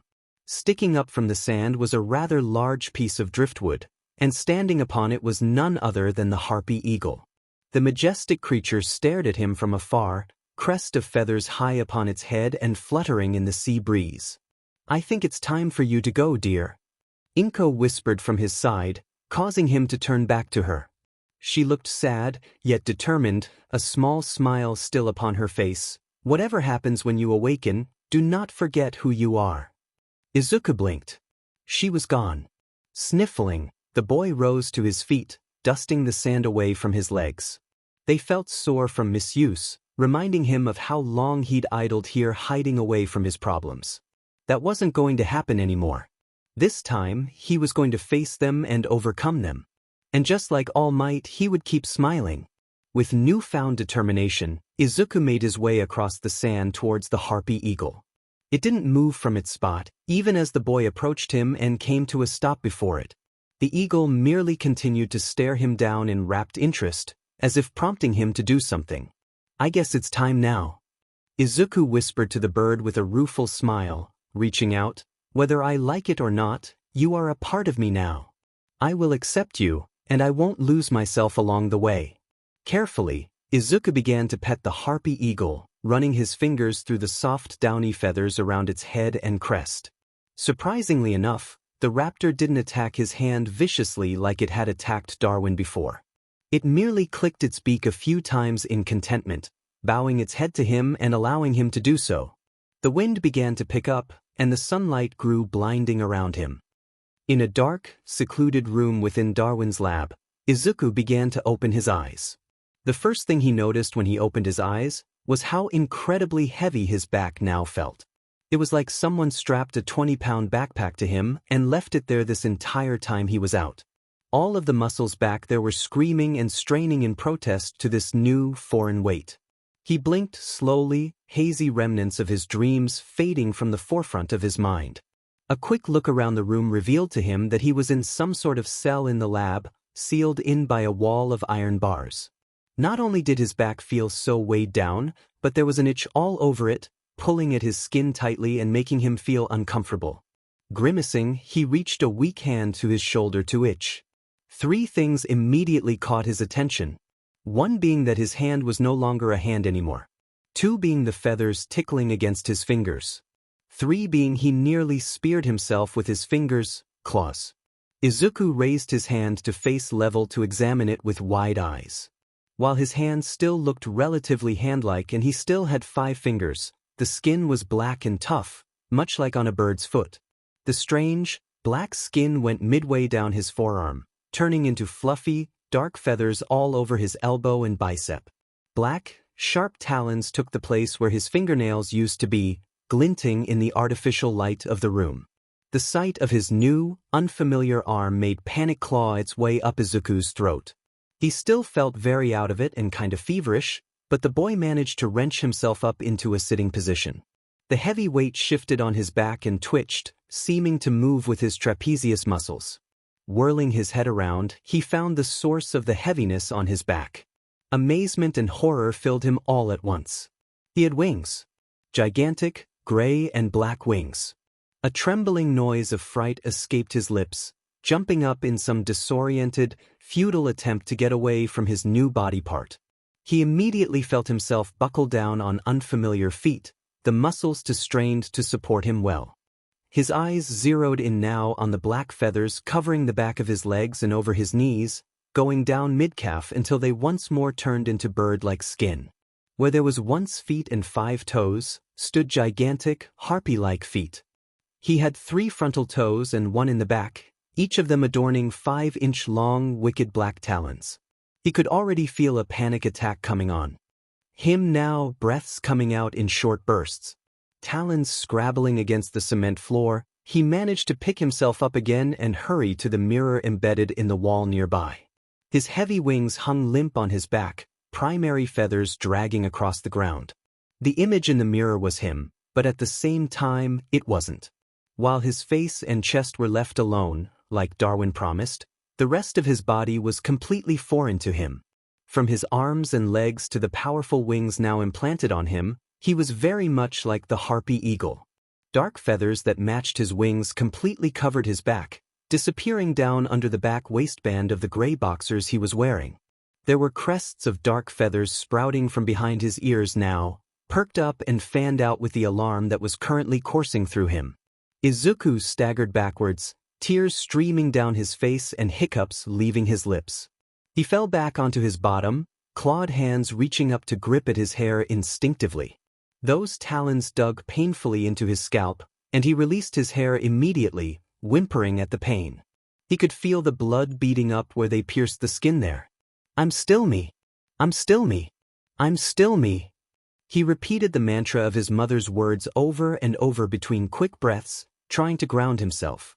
Unconsciously, his wings curled around himself, as if to shield him from his terrified thoughts. Despite all of the physical modifications, he mentally felt the same. There wasn't any significant thing that felt different about his thoughts or desires. That came as a huge relief, but at the same time, he had just woken up. What if that was to change as well? Stop it! He hissed at himself, chasing those thoughts away once more. Now was not the time to lose himself in his panic. His mother had told him he would still be Izuku no matter what. "I wouldn't move around so much if I were you." The smug coo came from beyond the cell. The unexpected voice caused Izuku to leap to his feet on some uncharted instinct, feeling his claws flex defensively. He bared his teeth, pupils pinning and zeroing in on the intruder. Darwin stood on the other side of the cell, clipboard in hand. Her eyes were now a vivid yellow, alight with wonder and glee. "I see your reflexes are working well with your heightened fight or flight instincts." She scribbled down on her clipboard passionately, ignoring Izuku's heated glare.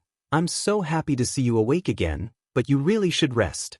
Your muscles are still too weak to handle the modifications right now." Izuku's anger reached a boiling point at Darwin's obvious excitement.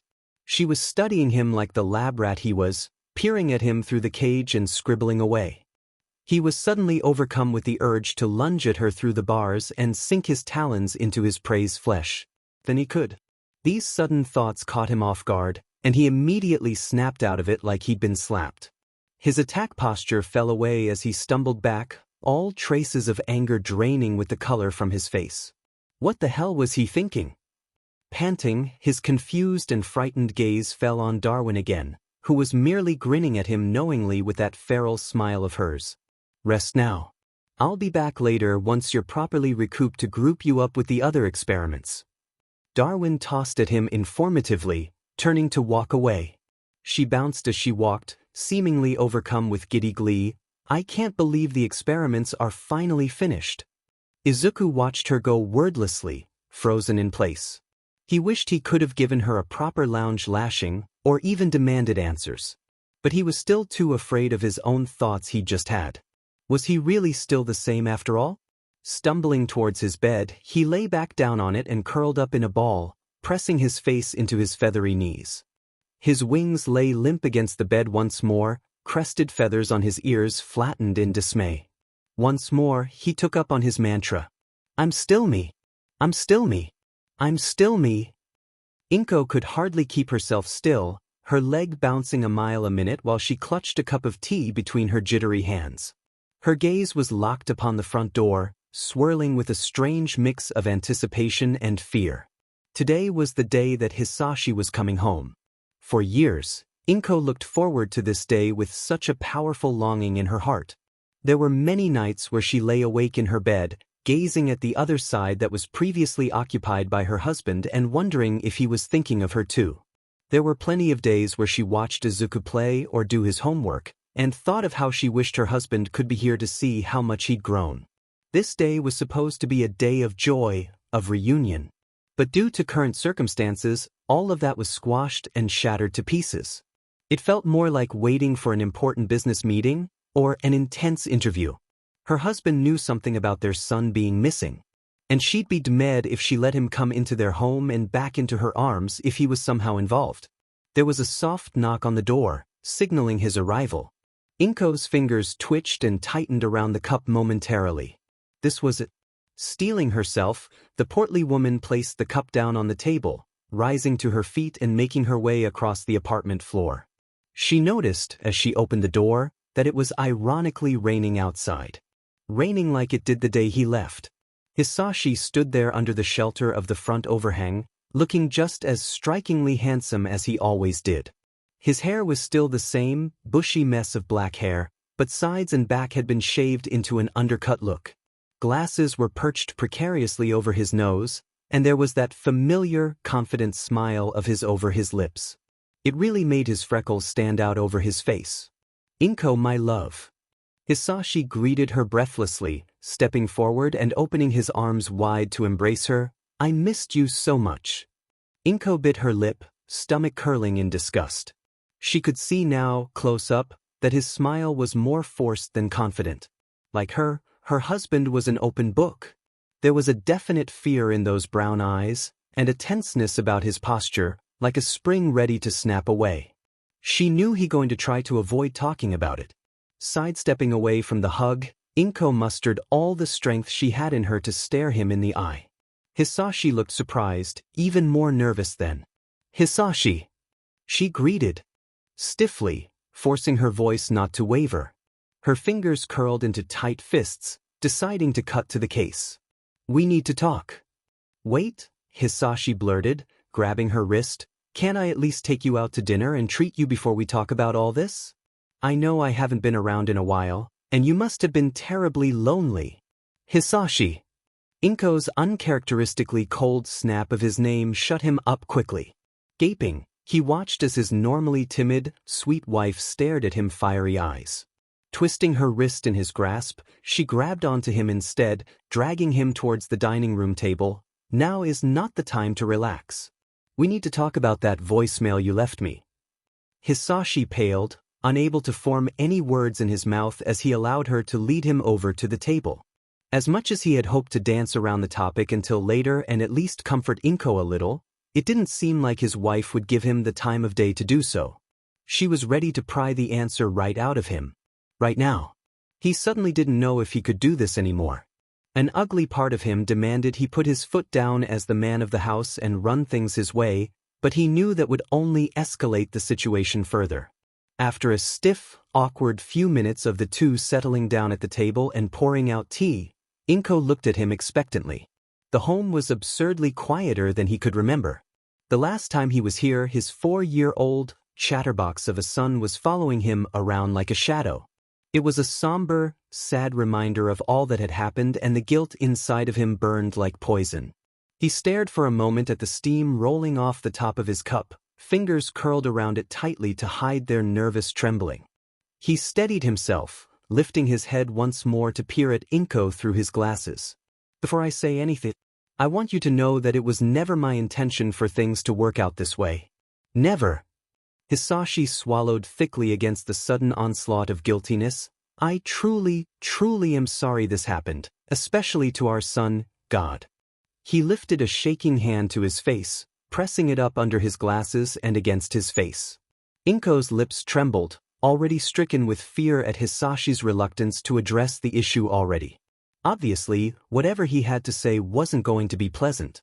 Despite her suspicions against her husband for being involved, She reached for his free hand in a moment of weakness, holding onto it tightly to reassure him and herself. Her small, warm hand against his seemed to do the trick, for Hisashi continued. Do you remember the company I used to work for? Before I went overseas for research? Inko nodded mutely in response. She remembered distinctly the prestigious job her husband had gotten shortly after they married. Considering it was a company that did medical research, they paid him handsomely for working there. Hisashi rubbed his hand over his face again before dropping it. There was a woman that used to work there with me. Her name was Hatsum Koju, and she had a prodigious quirk that the company planned to utilize in order to advance medicine and humanity's well-being. Her quirk allowed her to memorize the DNA structure of any living thing by ingesting it, and then she could change any living thing's DNA to be like whatever she ate. At Inko's confused look, he elaborated. For example, if she ate a grape, she could turn a dog's wagging tail into a full-fledged grapevine just by touching it. Inko's eyes widened, momentarily amazed at the thought of such a powerful quirk. She'd heard of some godlike quirks people possessed, but nothing quite like this. I was one of the underlings on her research team, as well as Dr. Tsubasa, Izuku's doctor. Therefore both of us got to know her well. She was so intelligent and passionate, but even I could see the madness in her eyes. Power like hers tends to take over people if they are unable to handle it. She believed that the power of humanity's quirks could all be enhanced through DNA modification. Specifically, splicing our genes and inserting animal DNA. That way, people could attain nature's untapped power that was cut off from humankind, such as a cheetah's speed or a lion's raw strength. There was a distant, uncomfortable look in Hisashi's eye as he continued. She proposed that we start experimenting this specifically on quirkless children as a starting point, to see how these animal-born powers developed within them as they grew. The company immediately rejected the idea, considering human experimentation is illegal. Plus, the idea of mutating people to have animalistic qualities is disturbing. It's not at all like someone born with an animal quirk. At least those kinds of people are completely human by mental standards, but with mutation? Who knows what that could do to the mind? Hatsum was furious at their rejection, of course, but everyone thought that she dropped it. Hisashi took a shaky sip of his tea, clearing his throat, but she didn't. It was like madness took over her, and she was discovered experimenting this theory on her quirkless nephew at her home. She was arrested by pro-heroes. She was only in jail for a few months before she'd somehow escaped though, and she hasn't been found since. Police believed she had assistance in her escape, that some villain helped her get out. Inko felt like ice had been dumped over her in that instant. She remembered seeing this story unfold on the news, feeling disgust at the woman before merrily carrying on with her day and forgetting about it. The first piece of the puzzle had clicked into place now, and she suddenly felt like throwing up, like screaming at the sky and begging that this story wasn't going to go the way she thought it was going. Faint with fear, the greenette swallowed thickly and gripped Hisashi's hand. What does this have to do with our son? Hisashi hesitated, drawing his hand away from his wife. Angered at his reluctance, she demanded once more, what does this Hatsum woman have to do with Izuku's disappearance? Eyeing her uneasily, Hisashi continued, there were a few people in the company that thought her vision was of good intentions in the first place, and they stayed in touch with her during her time in prison. One of them was Dr. Tsubasa. Inko gripped the edge of the table for support, knuckles turning what? Tsubasa-san? Izuku's doctor? She wheezed. Hisashi nodded solemnly. Yes. He's still in contact with her today. How do you know this? Another hesitation. I know this because Hatsum Koju reached out to me as well. A year after her escape, when I had just left to work abroad. She told me she was carrying on with her experiments under the alias of Darwin. She also told me she knew I had a quirkless son, probably because Tsubasa told her so, that prick. Hisashi spat, gaze hardening. A hand wound up in his messy hair, gripping the strands. She threatened to take our son and use him for her experiment if I didn't gather research for her while I was abroad. He bit his lip, voice wavering, and I did it for her. For your and Izuku's safety. If it was even possible, Inko paled even more, looking about ready to faint. A strangled noise escaped her lips, and before she could speak, Hisashi frantically pressed on. I did it until the reports of missing kids started to blow up and go worldwide. I had no idea she was going to be kidnapping them like that. I panicked. I got cold feet and backed out of the deal, and I figured I could convince you and Izuku to come abroad with me in order to ensure your safety after that. But before I could even suggest the idea to you without causing a panic, they found him and took him. Hands trembling, Hisashi covered his face, choking back tears. God, Inko. I'm so sorry. There was a ringing filling Inko's ears, hardly able to hear her husband as he fought back tears. Her mind was whirring with everything, it all making sense to her now. Her husband's distant behavior while abroad, her son's targeting and kidnapping.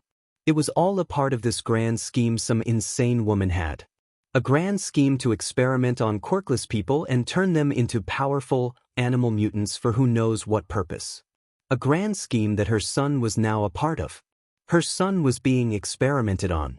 A broken scream, or cry, she wasn't sure what, escaped her lips, and Inko leapt to her feet. She swung her hand in a downward motion, activating her quirk and sending the teacup that she had in front of her hurtling towards her husband. Hot tea splashed in his face, the cup slamming against his head as well and sending the man reeling backwards. His glasses clattered to the floor. Hisashi hissed loudly in pain, the skin on his cheek burning from the hot tea.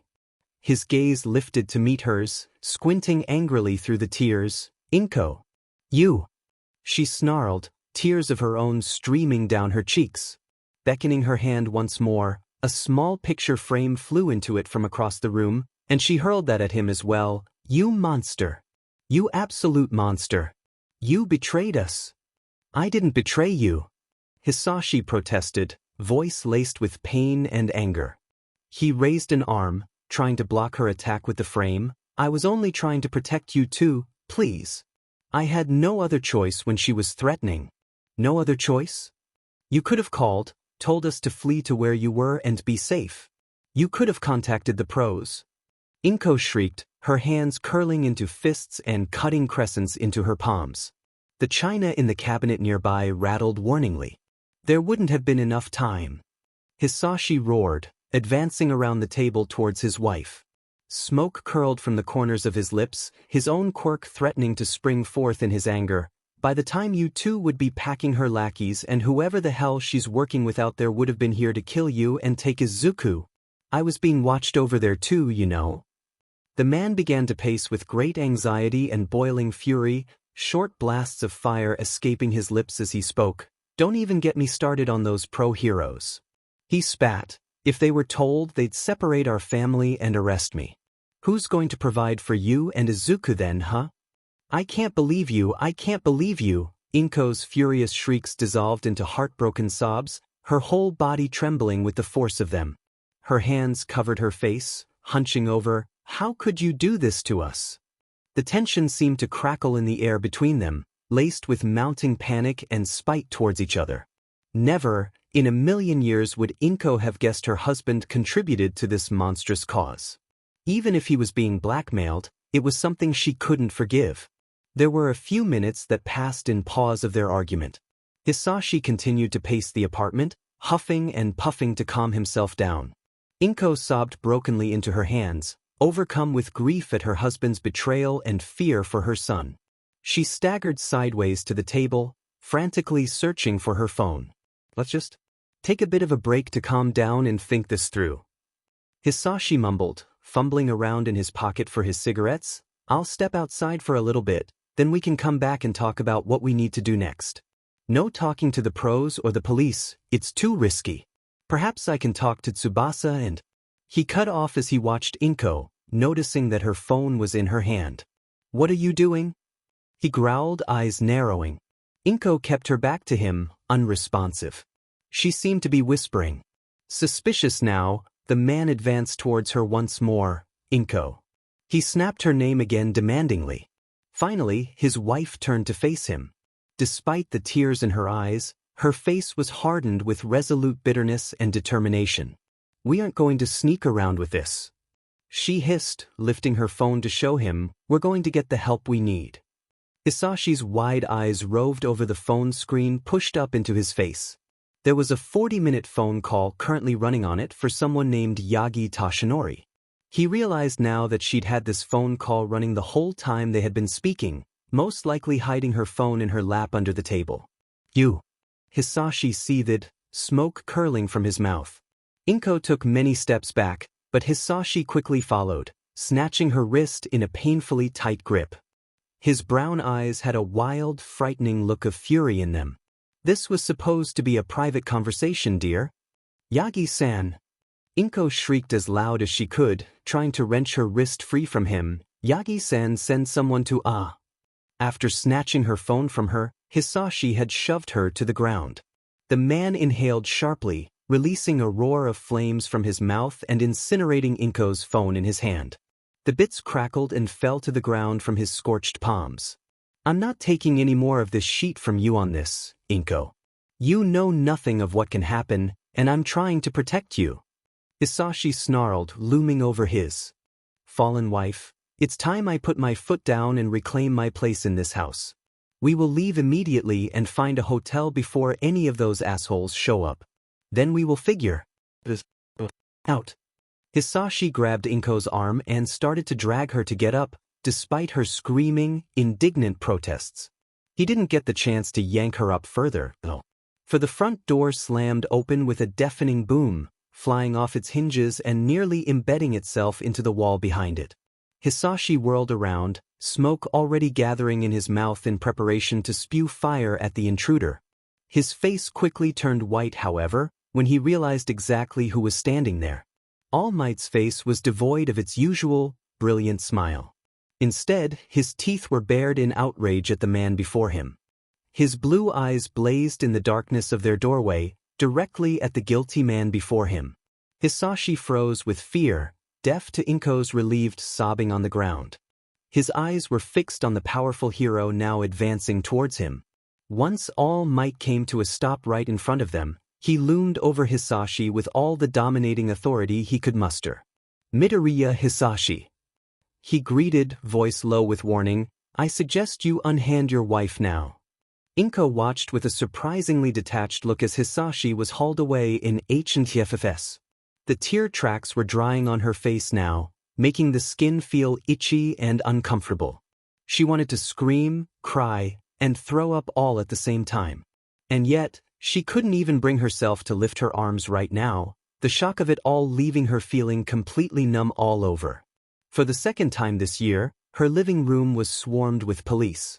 Once All Might had burst in and put a quick stop to her husband's forceful actions, the police had followed in minutes after. As Hisashi was ushered out the door, he cast a look over his shoulder at Inko, miserable and pleading. Not only were his hands cuffed, but there was a flame-resistant GG tied around his mouth to prevent the usage of his quirk. Gone was the raging hellfire in his eyes she'd seen nearly an hour ago, now replaced with something akin to puppy eyes. He was pleading with her, trying to get her to forgive him. Inko merely stared on, her set gaze never wavering. She wasn't going to be a fool to her husband's deception anymore. He may look miserable and upset now, but if she were to cave into her weakness and bail him out of this, she was sure he'd turn on her in a heartbeat. Suddenly, the man that she loved most had turned into a man she could never trust again. She knew that once the numbness that consumed her right now fell away, she'd be filled with grief and hurt again, not only to lament her son's fate as of now but her husband's betrayal as well. The reminder that Izuku was currently being experimented on made a wave of nausea wash over her again. She grimaced, pressing her trembling lips together and forcing the thought out of her mind. A large hand fell gently upon her shoulder, bringing her out of the dark abyss of her thoughts. She blinked a few times, tilting her head up to lock gazes with none other than the number one hero himself. She still could hardly believe herself that he was here. The man she'd needed the most had burst through her doorway with all the strength and prowess of a hero that ranked higher than all others. She'd awaited her moment to see and speak with him for so long, and she'd started to give up hope he'd ever stop by. But at last he was here. There was something so familiar about the kindness in those bright blue eyes as they gazed down at her. It was the type of déjà vu you'd get when you cross paths with someone that reminded you of person you already knew.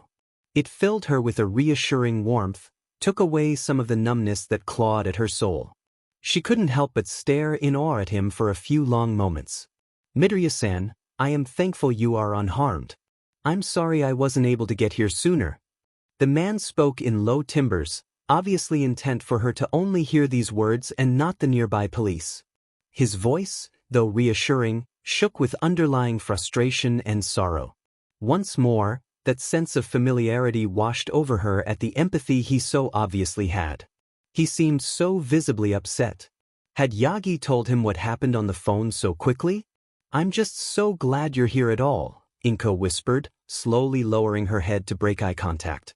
She gazed at her hands, curled around each other to quell the tremors. "I don't know what would have happened had you not showed up." All Might hummed quietly, nodding his head in agreement. "I was with Yagi when you had the phone call with him. I heard everything." The hero's gaze narrowed, watching Hisashi's retreating form as he was ushered away. "You were very brave, Midoriya-san. Not everyone can handle a situation like that as well as you did. Many would just completely shut down at such a revelation." Inko nodded her head, eyes hardened stones of emerald. "Believe me, I wanted to." She whispered brokenly, the numbing shock settling deeper in her core. "Never would have imagined Hisashi would take part in this, to subject our son to something like that, God." Her voice cracked, a trembling hand rising to cover her mouth. "But I knew that if there was a sliver of information Hisashi could give on Izuku, then I would take it no matter what. I will always choose my son first, even before him." Her voice grew uncharacteristically harsh. "He was a fool to think that I would idly listen to his story and go along with him." All Might nodded in agreement, feeling a swell of admiration for the strong woman before him. "Midoriya Hisashi will go in for immediate questioning as soon as he is at the police department. Yagi recorded the entire phone call, and Naomasa should be on his way to the station right now. His quirk allows him to tell whether someone is lying or not, so he will be able to confirm if his statements during the phone call are true." So blinded by her rage and betrayal, Inko never thought of the possibility that Hisashi could be lying about all of this. But then again, why would her husband craft such an extensive, hurtful lie? There was genuine fear, regret, and anger in his eyes while they talked. The only possibility she could see of him lying was about Izuku's doctor. Surely he wasn't trying to throw the trail onto him to cover up for someone else? Her head was starting to hurt. If what he said is indeed true, then we have our first major lead. All Might continued. Seriously, bringing her out of her thoughts once more, Dr. Tsubasa will be arrested and questioned. I'm certain he must know the whereabouts of the children. He is the one apparently directing the perpetrator to the Quirkless children, after all. Inko nodded, remaining silent as he spoke. Again, she was struck with remorse that she'd been placing her baby in front of this disgraceful monster of a doctor all this time and hadn't noticed a thing. All Might quickly took notice of her lapsing into her mournful thoughts and acted on instinct. The woman let out a startled gasp as the hero knelt in front of her, earnestly meeting her eyes. You know what this means, right, Midoriya-san? His signature, reassuring smile curled brightly across his face, and he took her hands. We're closer than ever to bringing your boy home. He'll be home in a matter of days now, I'm certain of it. That's right, Inko thought as she inhaled sharply with a shuddering breath.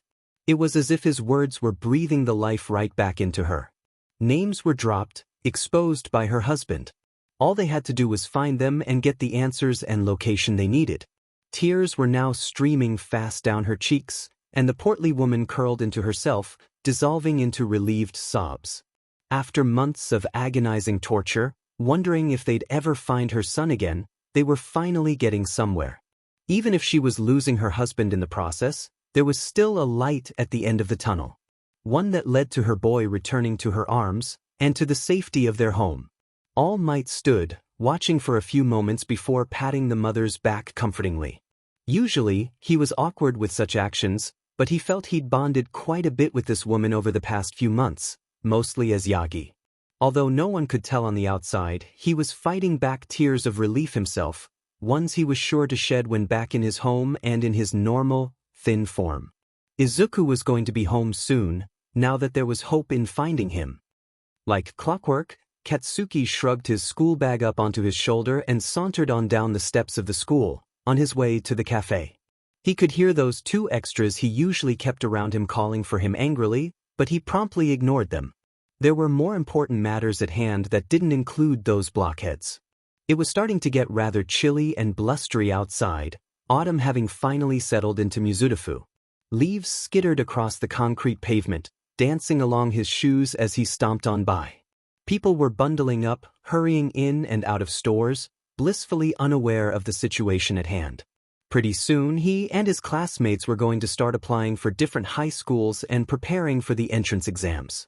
If they didn't find shitty Deku soon, then the nerd would miss his chance of applying to UA. Katsuki knew how bad he'd wanted to go and had been looking forward to kicking his butt at the entrance exam for a while. On a chilly day like this, that woman was sure to come by.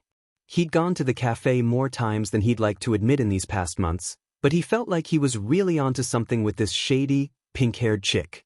She had come in multiple times over the past few months, and like always, doodled on the already heavily vandalized table. No one else would have thought this was suspicious, but Katsuki wasn't just any other person. He was FING smart. The scribbles were actually numbers he'd come to find, hidden amongst the other scribbled drawings there. She'd even kept on glancing at him while she did this whenever he came, with what he could tell was a calculating look in her eyes. There was just something so fishy about her, something that spelled out trouble. When he arrived at the cafe, he was greeted unenthusiastically by the staff. Considering he was a regular here now, they'd gotten a taste of the teen's terrible temper. One of the baristas gave him a sour look as he walked in. But Katsuki couldn't give a rat's butt about them right now. His crimson eyes widened, zeroing in on what used to be Izuku's usual table.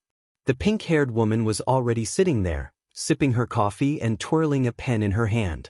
Her reddish gaze lifted to meet his, and surprisingly, she smirked. She then started to move like she was going to get up and leave, gathering things into her backpack.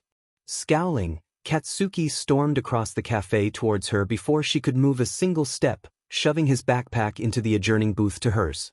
"All right, Bubblegum Beach." Katsuki sneered lowly, leveling the woman with a toxic stare. "What the F is this all about?" She merely blinked, feigning a look of confusion. This only seemed to frustrate him further, and he had to squeeze his hands into fists to prevent them from crackling with explosions. "I know all of this sheet," Katsuki continued in a snarled whisper, gesturing to the scribbled numbers all on the table, "has something to do with shitty Deku's disappearance. I'm not FNG stupid. Somehow, your stalker but figured out that I'm connected to that nerd, that we've known each other since we were kids. And you knew that Deku used to come to this place all the time." He leaned closer. "Since you seem to know so much about the FNG nerd from watching him like a creep, then I have all the suspicion to think that you effing kidnapped him." "Deku?" The woman intoned quietly, innocently. She tilted her head, tired eyes narrowing. "I don't know anyone named Deku." Grinding his teeth together, Katsuki dragged a hand down his face. "Midoriya Izuku." He grit out the name poisonously. "Now quit dodging the point, tell me where the F he is, or what all this sheet means." The woman seemed to stare at him for a few moments, and although the bags under her wine-colored eyes were a clear sign of exhaustion, her gaze was sharp. It struck him that this was his first, close-up encounter with her, and he took a moment to memorize her appearance in case it was important. The pink-haired woman seemed to be in her early 20s if he could guess. Suddenly, she smirked again, leaning back against the bench. "I don't know, Bakugu. You're a smart boy, what does all of this mean?" Katsuki stood up sharply, looming over the girl across the table. "Cut the games and riddles sheet." He bared his teeth menacingly. "You've got 5 seconds. To what? Tell you everything I know before you blow up in front of everyone here?" Her eyes narrowed up at him challengingly. "Careful there, you know quirk usage is illegal in public. Do you want to get kicked out? Control your temper." By then, Katsuki wanted nothing more than to leap across the table and blow this cocky beach into another dimension. Heat was gathering inside of his clenched fists, feeling minuscule pops within as sweat began to accumulate there. His breath grew ragged, and he leveled the woman with a venomous glare. But he had to remind himself of the mission at hand. He couldn't let himself get out of control and risk getting kicked out of here. He knew by now this woman obviously had some information on where Izuku was, and he wasn't going to let an opportunity like this pass by. Though he'd never admit it, the guilt and anger he felt for not watching Izuku's back was still eating him alive, keeping him awake at night. He needed to settle this. Taking a few deep breaths to calm himself, the spiky-haired teen slowly sat back down. His glare remained as vicious as ever, lowering from her face to the table in front of them. "I need answers, and I know you have them for me." He grumbled out lowly, idly tracing some other word on the heavily graffitied table. "You've been coming here for months trying to drop some sort of clue or hint. You can't deny that either." He lifted his gaze back up to meet hers again. "I see you sending those creepy effing glances back at me. And this is Deku's table. He used to sit here all the time. What are the odds of that happening? After he vanishes, someone frequents at his table and keeps trying to lure someone he knows in to talk." She blinked. As much as I hate to say it, a lot of people really FNG miss that piece of sheet. Katsuki pointed a finger at her threateningly, rouge eyes blazing. His mom is all by her demon self and is losing her mind over her missing kid. His dad's a fuckwipe who decided to become relevant again and stab his family in the FNG back. He opened and closed his mouth, debating for a moment, "and I have a effing responsibility to help bring his butt back home. So I need you to tell me what a sniveling piece of pink sheet like you is doing snooping around and kidnapping Quirkless dekus like him." Surprisingly, the challenging smirk on the woman's face falls, and she looks even more tired than ever. The dark shadows under her eyes are accentuated by the glow of the overhead lamp. Her wine-colored gaze falls, mournful. "It's true that I have been trying to get your attention for months, kid," she murmured quietly. "Then why the F did you have to be all secretive and sheet? Just who the F are you?" "Because," she sighed softly, pinching the bridge of her nose, "it's not something I can just say out loud freely. There's too many ears around to hear, and I need to be able to protect my back." Katsuki leaned in, watching her like a starving jungle cat finding its prey. Finally, he was getting somewhere. "Dream Eater. Just call me that," she told him quietly, in hushed tones so no one around would hear. The woman then paused for a few long moments, crossing her arms, "And for the record, I didn't want to kidnap your friend in the first place."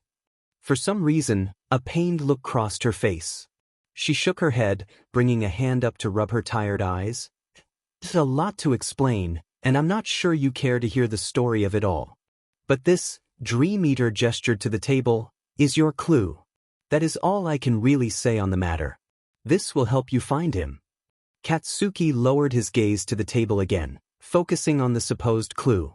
"Sheet, I don't know. All I see is a bunch of random FING numbers." He gruffed out, annoyed. Just what the hell was he supposed to do with a bunch of numbers? There were a few decimal points here and there, which only confused him further. Was it some secret code? Some hidden message to decipher? Maybe he was just FANG overthinking this. "Help me find him," he muttered her words under his breath. Numbers to help me find him. It hit him then, just how much of an idiot he was. The decimals, the numbers, it was obvious. "Coordinates," he gasped quietly, head snapping up towards her again. "Are these coordinates?" He was surprised, however, to find Dream Eater had quietly slipped from the booth. He watched as her back disappeared out the front door. "Oh no you don't," Katsuki snarled, snatching his bag and racing after her. He could hear a few store employees yelling at him for running, the doorbell jingling wildly as he forced it open. The woman was now walking down the street away from him, and throwing all thought of possible danger out the window. Katsuki tore after her. She tried to quicken her pace, but Katsuki was faster. Once he caught up, he roughly snatched her arm and yanked the older woman into a nearby alleyway, out of sight of everyone. Surprisingly, she didn't fight him, only leveled him with an expectant, nasty glare. "Don't try to slip out on me now, a-hole." The spiky-haired teen snarled roughly, "I'm not done talking to you." We're not sitting in a public place, so feel free to tell me the effing truth before I bust out your teeth. You better watch your mouth, you little punk, you have no idea. Were those coordinates you wrote on the table? Coordinates to where he's located? Katsuki interrupted. Still glaring intensely, she nodded. There was a dangerous glint in her eye, one that warned of her being a loaded pistol. He was reminded of how he had no idea what her quirk was, which was slightly unnerving, but he pressed on. Why in the F are you telling me this then? You kidnap him and now you're trying to help people find him? It makes no sense. Dream Eater chuckled, dry and humorless. I didn't have a choice, you little sheet. You have no idea what is happening behind the scenes of everyone's merry life. She pointed at herself aggressively. I got dragged into this years ago because it was a family matter. And I didn't have a choice. She gritted out vaguely. I never imagined it would go on this demon long, so I want to put an end to all of this before my little sister gets dragged into it. She began to pace a bit, arms folded in and crossing her chest. My little sister is getting older now and she's so effing talented. She has a gift for building support items and wants to go to UA for it to help heroes out. It's only a matter of time before she takes notice of her and rips all of those dreams away from her. My little sister has no place in this effed up villain world. Katsuki watched the woman wordlessly, unable to reply at the moment. She didn't look so threatening anymore, only tired and sad. Shook her head again, the rueful smile returning to her lips. That's why I want you to help everyone find where all those poor kids are now. If the heroes show up and tear down that beach's plans, then I can stay away and sneak out of it all without further destroying my family's reputation. There was a long pause of silence that passed between them, matching crimson gazes trained on one another. On one hand, it seemed this woman was trying to do the right thing in the end, and was ultimately just someone with their hands tied and no means of escape. But that didn't excuse her actions. I should be thanking you for helping me find him, but you're still a effing villain. Katsuki gave her a feral grin, threatening, don't think you're slick or some tragic victim. I don't care about some dumb family reputation. If you're willing to get your hands dirty like this, to kidnap, you better be prepared to pay the price for it. I'm reporting your butt to the police. Perhaps that was the wrong thing to say, he thought a little too late. His rueful smile turned into a smirk, and she had the audacity to laugh. I'm afraid not. I'd rather not risk a loud-mouthed brat like you tarnishing my family name more by getting me caught. I'll make sure of it. Dream Eater replied with a razor edge to her tone. Her eyes gained that dangerous glint once more.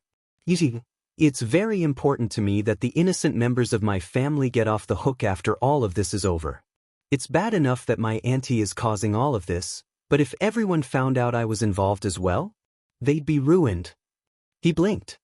He barely had time to move or react before the woman was right in front of him, moving in a flash.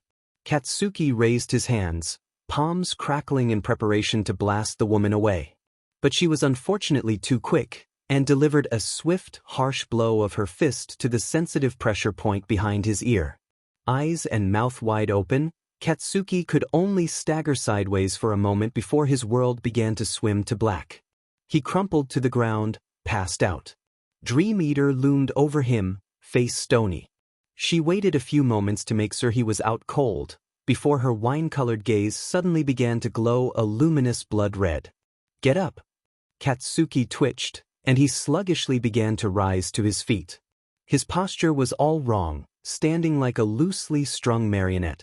His eyes were open, but his gaze was glassy and distant like he was in a trance. His face was blank, neutral, lacking its usual scowl. You got tired at the cafe, and are now going home. Get in your bed, and go to sleep.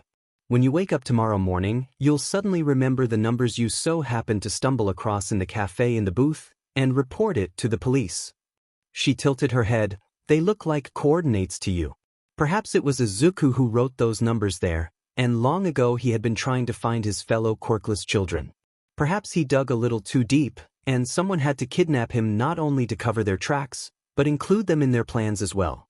You will tell them all of this, and completely forget everything about Dream Eater, her family, and her appearance. The chilly wind whipped around the alley ominously, silence passing between them. Then wordlessly, Katsuki slowly turned around and began to walk home, gaze still trance-like.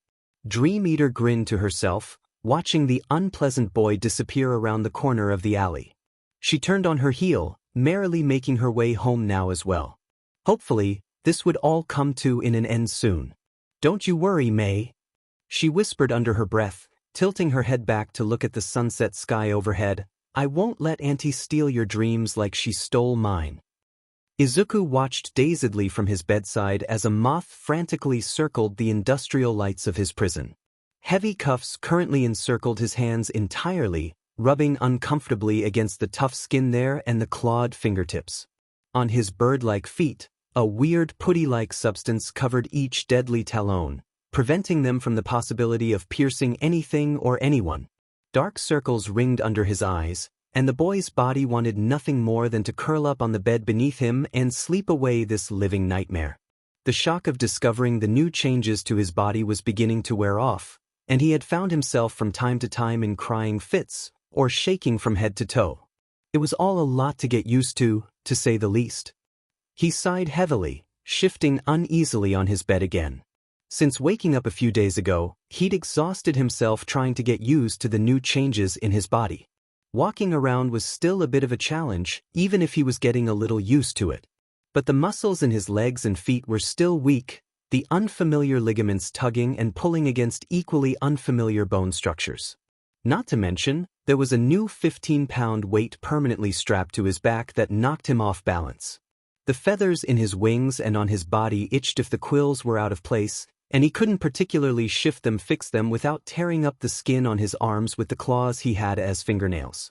The desperate urge to preen himself and make sure every feather was in line drove him insane, and he figured it was just another crazy bird instinct implanted into his mind. He found himself more often than not breaking down into frustrated tears at this, staring at his scratched-up arms and ruffled feathers with a gaze glittering with bitterness. But today, on his third official day after waking up, he wasn't going to allow himself to mope around and feel sorry for his appearance and new body. One of her assistants informed him that he would be with Darwin and the others today as they brought him breakfast, whatever that meant. They'd later come in and put the restraints on his hands and feet. He knew for sure this could be an opportunity to search for means of an escape, so he wouldn't let his strength slip up today. "I'm still me no matter what." He huffed out once more, the words of his mother like a mantra keeping him sane. He couldn't count how many times he'd uttered those words over the past few days, but they worked in keeping him calm and level-headed in the midst of his hysteria. At last, he could hear footsteps approaching his cell, and Izuku immediately became alert, the feathers cresting his ears perking up and fanning out with rapt attention. A couple of Darwin's assistants walked up to the barred entrance of his cell, dressed in their lab coats and protective gloves. Unable to help it, Izuku leveled his captors with an intense glare. He could feel something whispering at the back of his mind to attack, but out of fear of that voice, he desperately ignored it. "Don't try anything. You will be tossed." One of them warned warily, showing off the cattle prod they had in their hand. Izuku felt disgust curl inside of his stomach at this, at how he was truly being treated like a wild animal in here and something less than human. After all, Darwin had said it herself. He was to be used as a pawn, an unwilling soldier. He merely glared silently as they came to his sides, each grabbing an arm as they hefted him to his feet and escorted him out of his cell.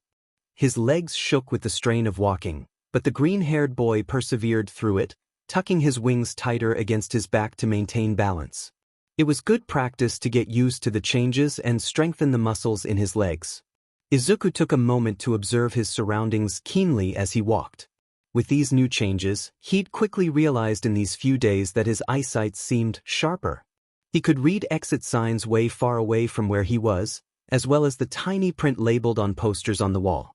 He'd never been able to do that before these changes, so he figured it was another harpy eagle thing. He could definitely use that to his advantage, so he wasn't complaining. He made a mental note of every possible exit they passed, filing that away for later so he could remember where to go if the opportunity to escape ever presented itself. Narrowing his eyes further, he observed the outdoor surroundings from windows nearby. They seemed to be in a dense forest of some sort, hopefully still in Japan. Before long, one of the assistants escorting him slid their access key into a slot outside two large double doors, unlocking them. They entered a large room with walls reinforced with metal, a few tables and chairs scattered about. There were small windows way up high to let in extra light, though they were heavily reinforced with metal bars. The assistants released him, backing away to stand guard near the double doors. Immediately upon entering, Izuku felt like he couldn't move, frozen in shock and horror. He wasn't the only occupant in this large, spacious room. There were 6 others, all ranging children younger than him to teenagers. Though some looked significantly different with animalistic qualities, there was no mistaking who they were. He immediately recognized all of them as fellow Quirkless children who'd gone missing over the past few years. One was heavily restrained near the far wall in what looked to be a full-body straitjacket. His yellowish eyes blazed with uncontrollable rage, and he was snarling viciously at everyone around the room. Fluffs of gray fur stuck out of his cheeks and hair. The fangs he had for teeth gave away the fact that he was probably meant to be a wolf or some other predator mutant. But there was certainly something wrong with his mental state, like he was stuck in a permanent need to kill. Another that stuck out as wrong was a girl with long brown hair. Her eyes were mismatching colors, and she only had one rounded bear-like ear sticking out from beneath her hair. It was like she was an incomplete project, as there were random parts of her body that possessed bear-like qualities. She sat eerily still in her chair, gaze distant and unfocused. Her behavior screamed catatonic. There were 2 more huddled against the far wall, one with snake-like scales all over his body and slitted eyes. Another, huddled against him, had clawed, paw-like hands and wiry hair over their arms. Set of rounded, dog-like ears were perked up in alarm. They both looked unsure and terrified, and he was startled to hear that when the snake mutant looked at him and opened his mouth, all that came out was a strange hissing sound. A little girl, younger than him, was sitting in one of the chairs, her knees curled up to her chest. Izuku was surprised to find that she had spots of feathers sprouting here and there out of the skin on her arms and legs, even a few dusting her cheeks. Tiny wings, far too small to lift her body, were curled in tight to her back. She stared back at him, blue eyes wide with surprise. The face was so familiar, one he'd seen on television time after time. He immediately recognized her as the first little girl that had gone missing 2 years ago, little 6-year-old Yui. Lastly, one was striding up to him with a confident swagger in his step. Out of all of them, he seemed to be the most successful experiment besides Izuku, and he didn't seem terrified of his predicament at all. In fact, he looked rather happy and content. The older teenager was shirtless, and his hair was a mess of blonde locks that ended at his earlobes.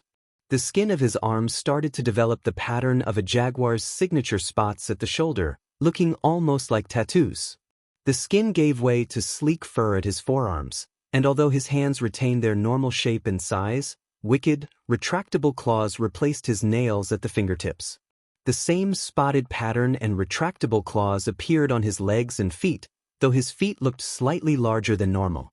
His ears looked more rounded and had spots on them as well. Izuku, right?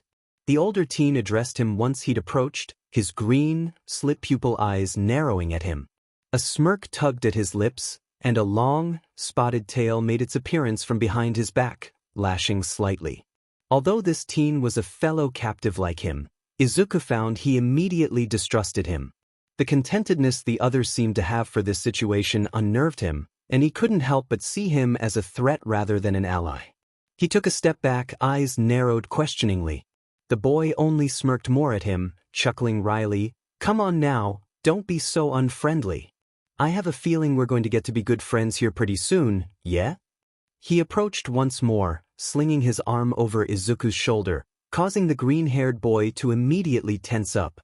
The action was almost threatening in a way, like a move that was meant to mock his powerlessness right now and exude authority over him.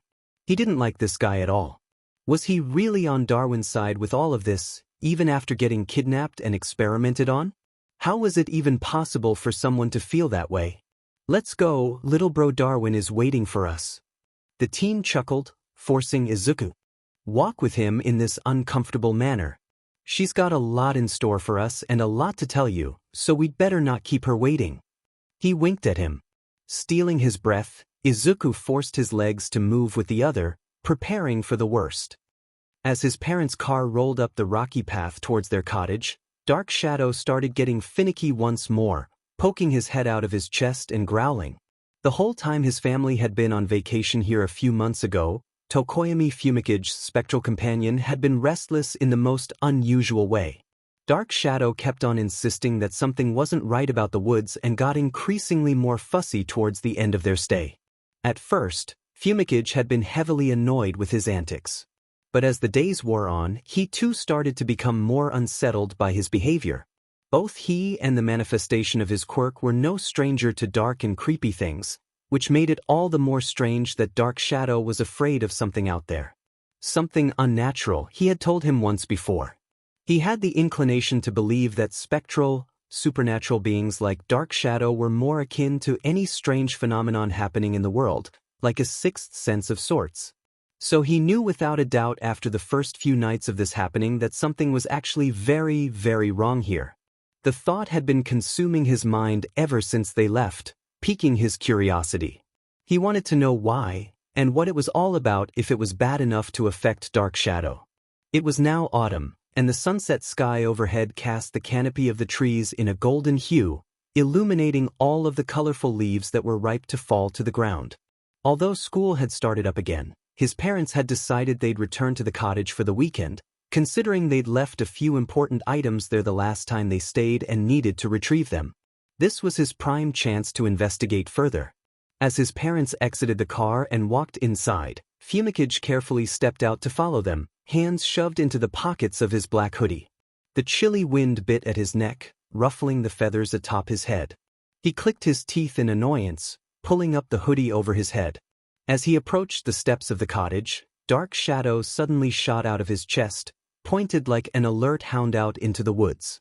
Silence passed between them for a long time, Fumicage watching him with widened, surprised eyes. It's still not right. Dark Shadow whimpered suddenly out of the blue, glowing yellow eyes turning to face him. It pointed a clawed hand out in the woods, somewhere over there. Something so unnatural. Fumicage felt overcome with uneasiness once more, as well as overwhelming curiosity. Now he really wanted to know what was going on. If it was something so bad, perhaps there was some way he could aid whoever was in trouble? He glanced towards the cabin for a moment, weighing his options. It was now or never. There's still some daylight left to investigate if we hurry. He uttered quietly in deep timbers, turning his gaze back to Dark Shadow. Lead the way, Dark Shadow. Show me where the source of your unease is.